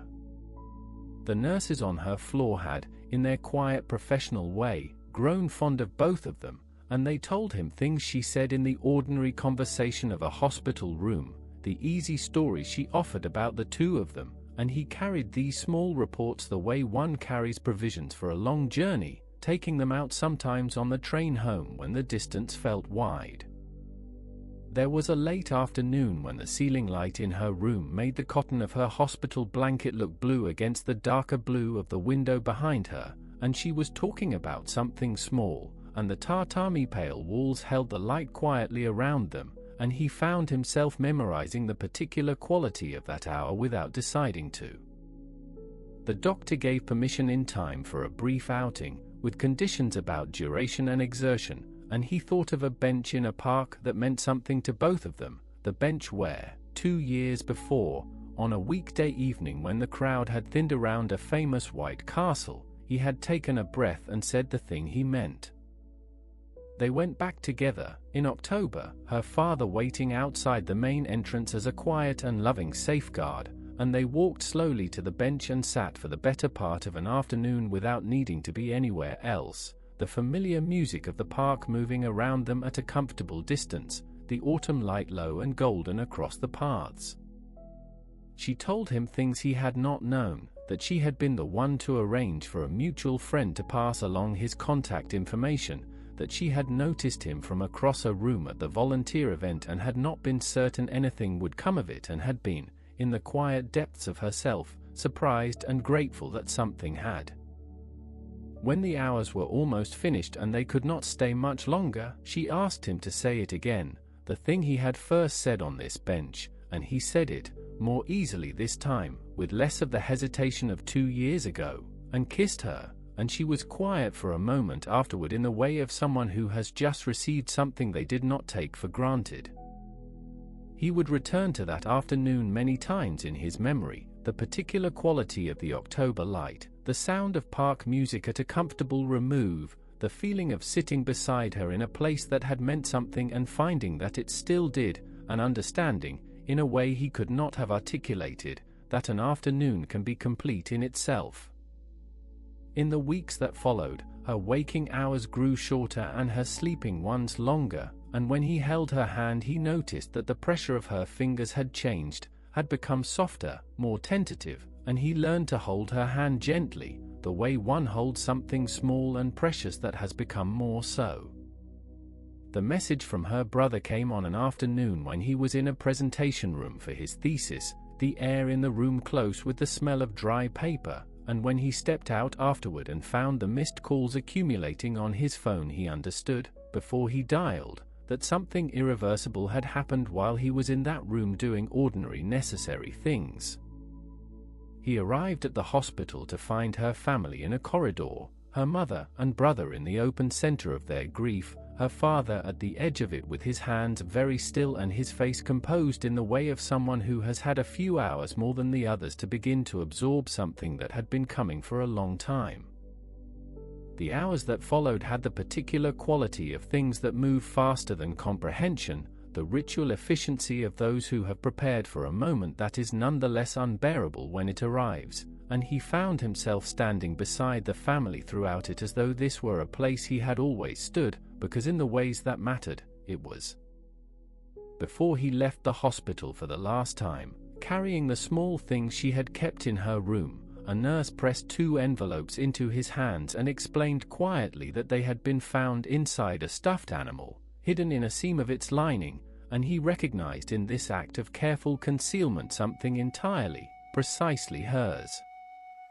He could not open the letter for some time, carrying it through the remaining weeks of university and the quiet labor of clearing his apartment, moving it from surface to surface the way one moves something one is not yet ready to look at directly, setting it down and walking away from it and coming back.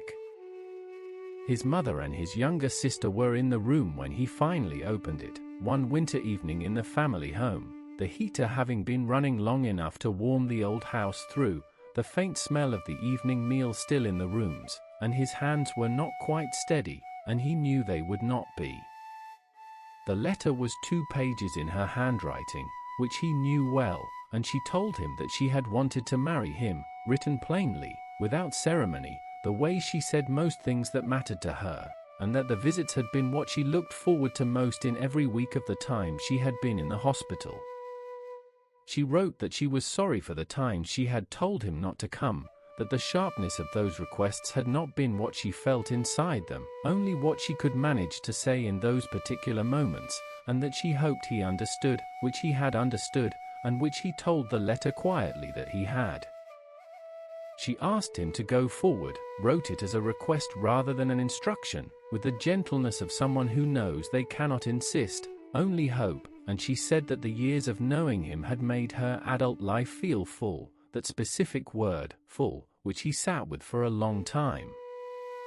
He had not wept at the funeral, occupied as he was with the practical necessity of being useful to people he loved who were in the middle of their loss, and so the crying, when it finally came in that warm and quiet house with the letter in his hands and his mother sitting nearby saying nothing, because nothing was what the moment needed. In the months that followed he made the journey to Yamanashi regularly, sitting with the family, burning incense at the altar the way one does, watching the thin grey thread of smoke rise through the still air of the room, and her family received him each time with a warmth that did not diminish. Her mother said things sometimes that reminded him of her, the same directness softened by genuine affection, and once mentioned, in the matter-of-fact way of someone who means what they say and expects to be believed, that she hoped someday to meet his children, and this remark, which he did not know what to do with when it was offered, stayed with him afterward like a door left gently open. On the anniversary of that October afternoon, a full year later, he returned alone to the park and found the bench and sat on it in the early quiet before the larger crowds arrived, the white castle behind him in the cool morning, and the grief that came was thorough and unhurried and entirely itself, and a cast member, noticing, came over and asked softly if he was all right. He said yes, thank you, meaning it to the degree that such things can be meant, and after a while he stood and walked back through the park and took the train home, and the winter city passed the windows in the particular way of Japanese winter light, grey and still and without judgment. He knew, in the part of himself that could reason clearly about such things, that moving forward was not a betrayal of her, that she had said as much herself in 2 pages of stationery, that the letter had been, in some sense, a permission granted in advance. He thought that perhaps the work of using that permission was the work itself, that there was no moment when the readiness would arrive finished and whole, only the daily practice of continuing, the small incremental act of remaining present in one's own life. There are loves that last a long time and loves that are brief, and the ones that are brief are not less than the ones that are long, only more concentrated, the way certain lights are, holding more warmth than their size would suggest, and he had been given one of those concentrated things. Tonight, in the soft quiet of a room somewhere, in the long slow drift between wakefulness and sleep, this story comes to rest here, on the folded paper hidden inside a stuffed animal, on the October bench where something began and where it ended and where a person sat alone 1 year later and understood that he had been loved. She had wanted to teach small children how to say hello in another language, and she had loved badly scheduled trains and morning telephone calls and the feeling of arriving somewhere after a long journey to find a person waiting on the platform who was glad she was there. And that, perhaps, is where the story rests for tonight, in the lamplight of a small Japanese room, in the weight of 2 folded pages, in the unhurried and continuing work of a heart that is learning, slowly and in its own time, to hold what it was given and go on. And so we reach the end of tonight's stories. The voices have quieted now. The last thread of the last tale has settled, like dust after a long, still evening.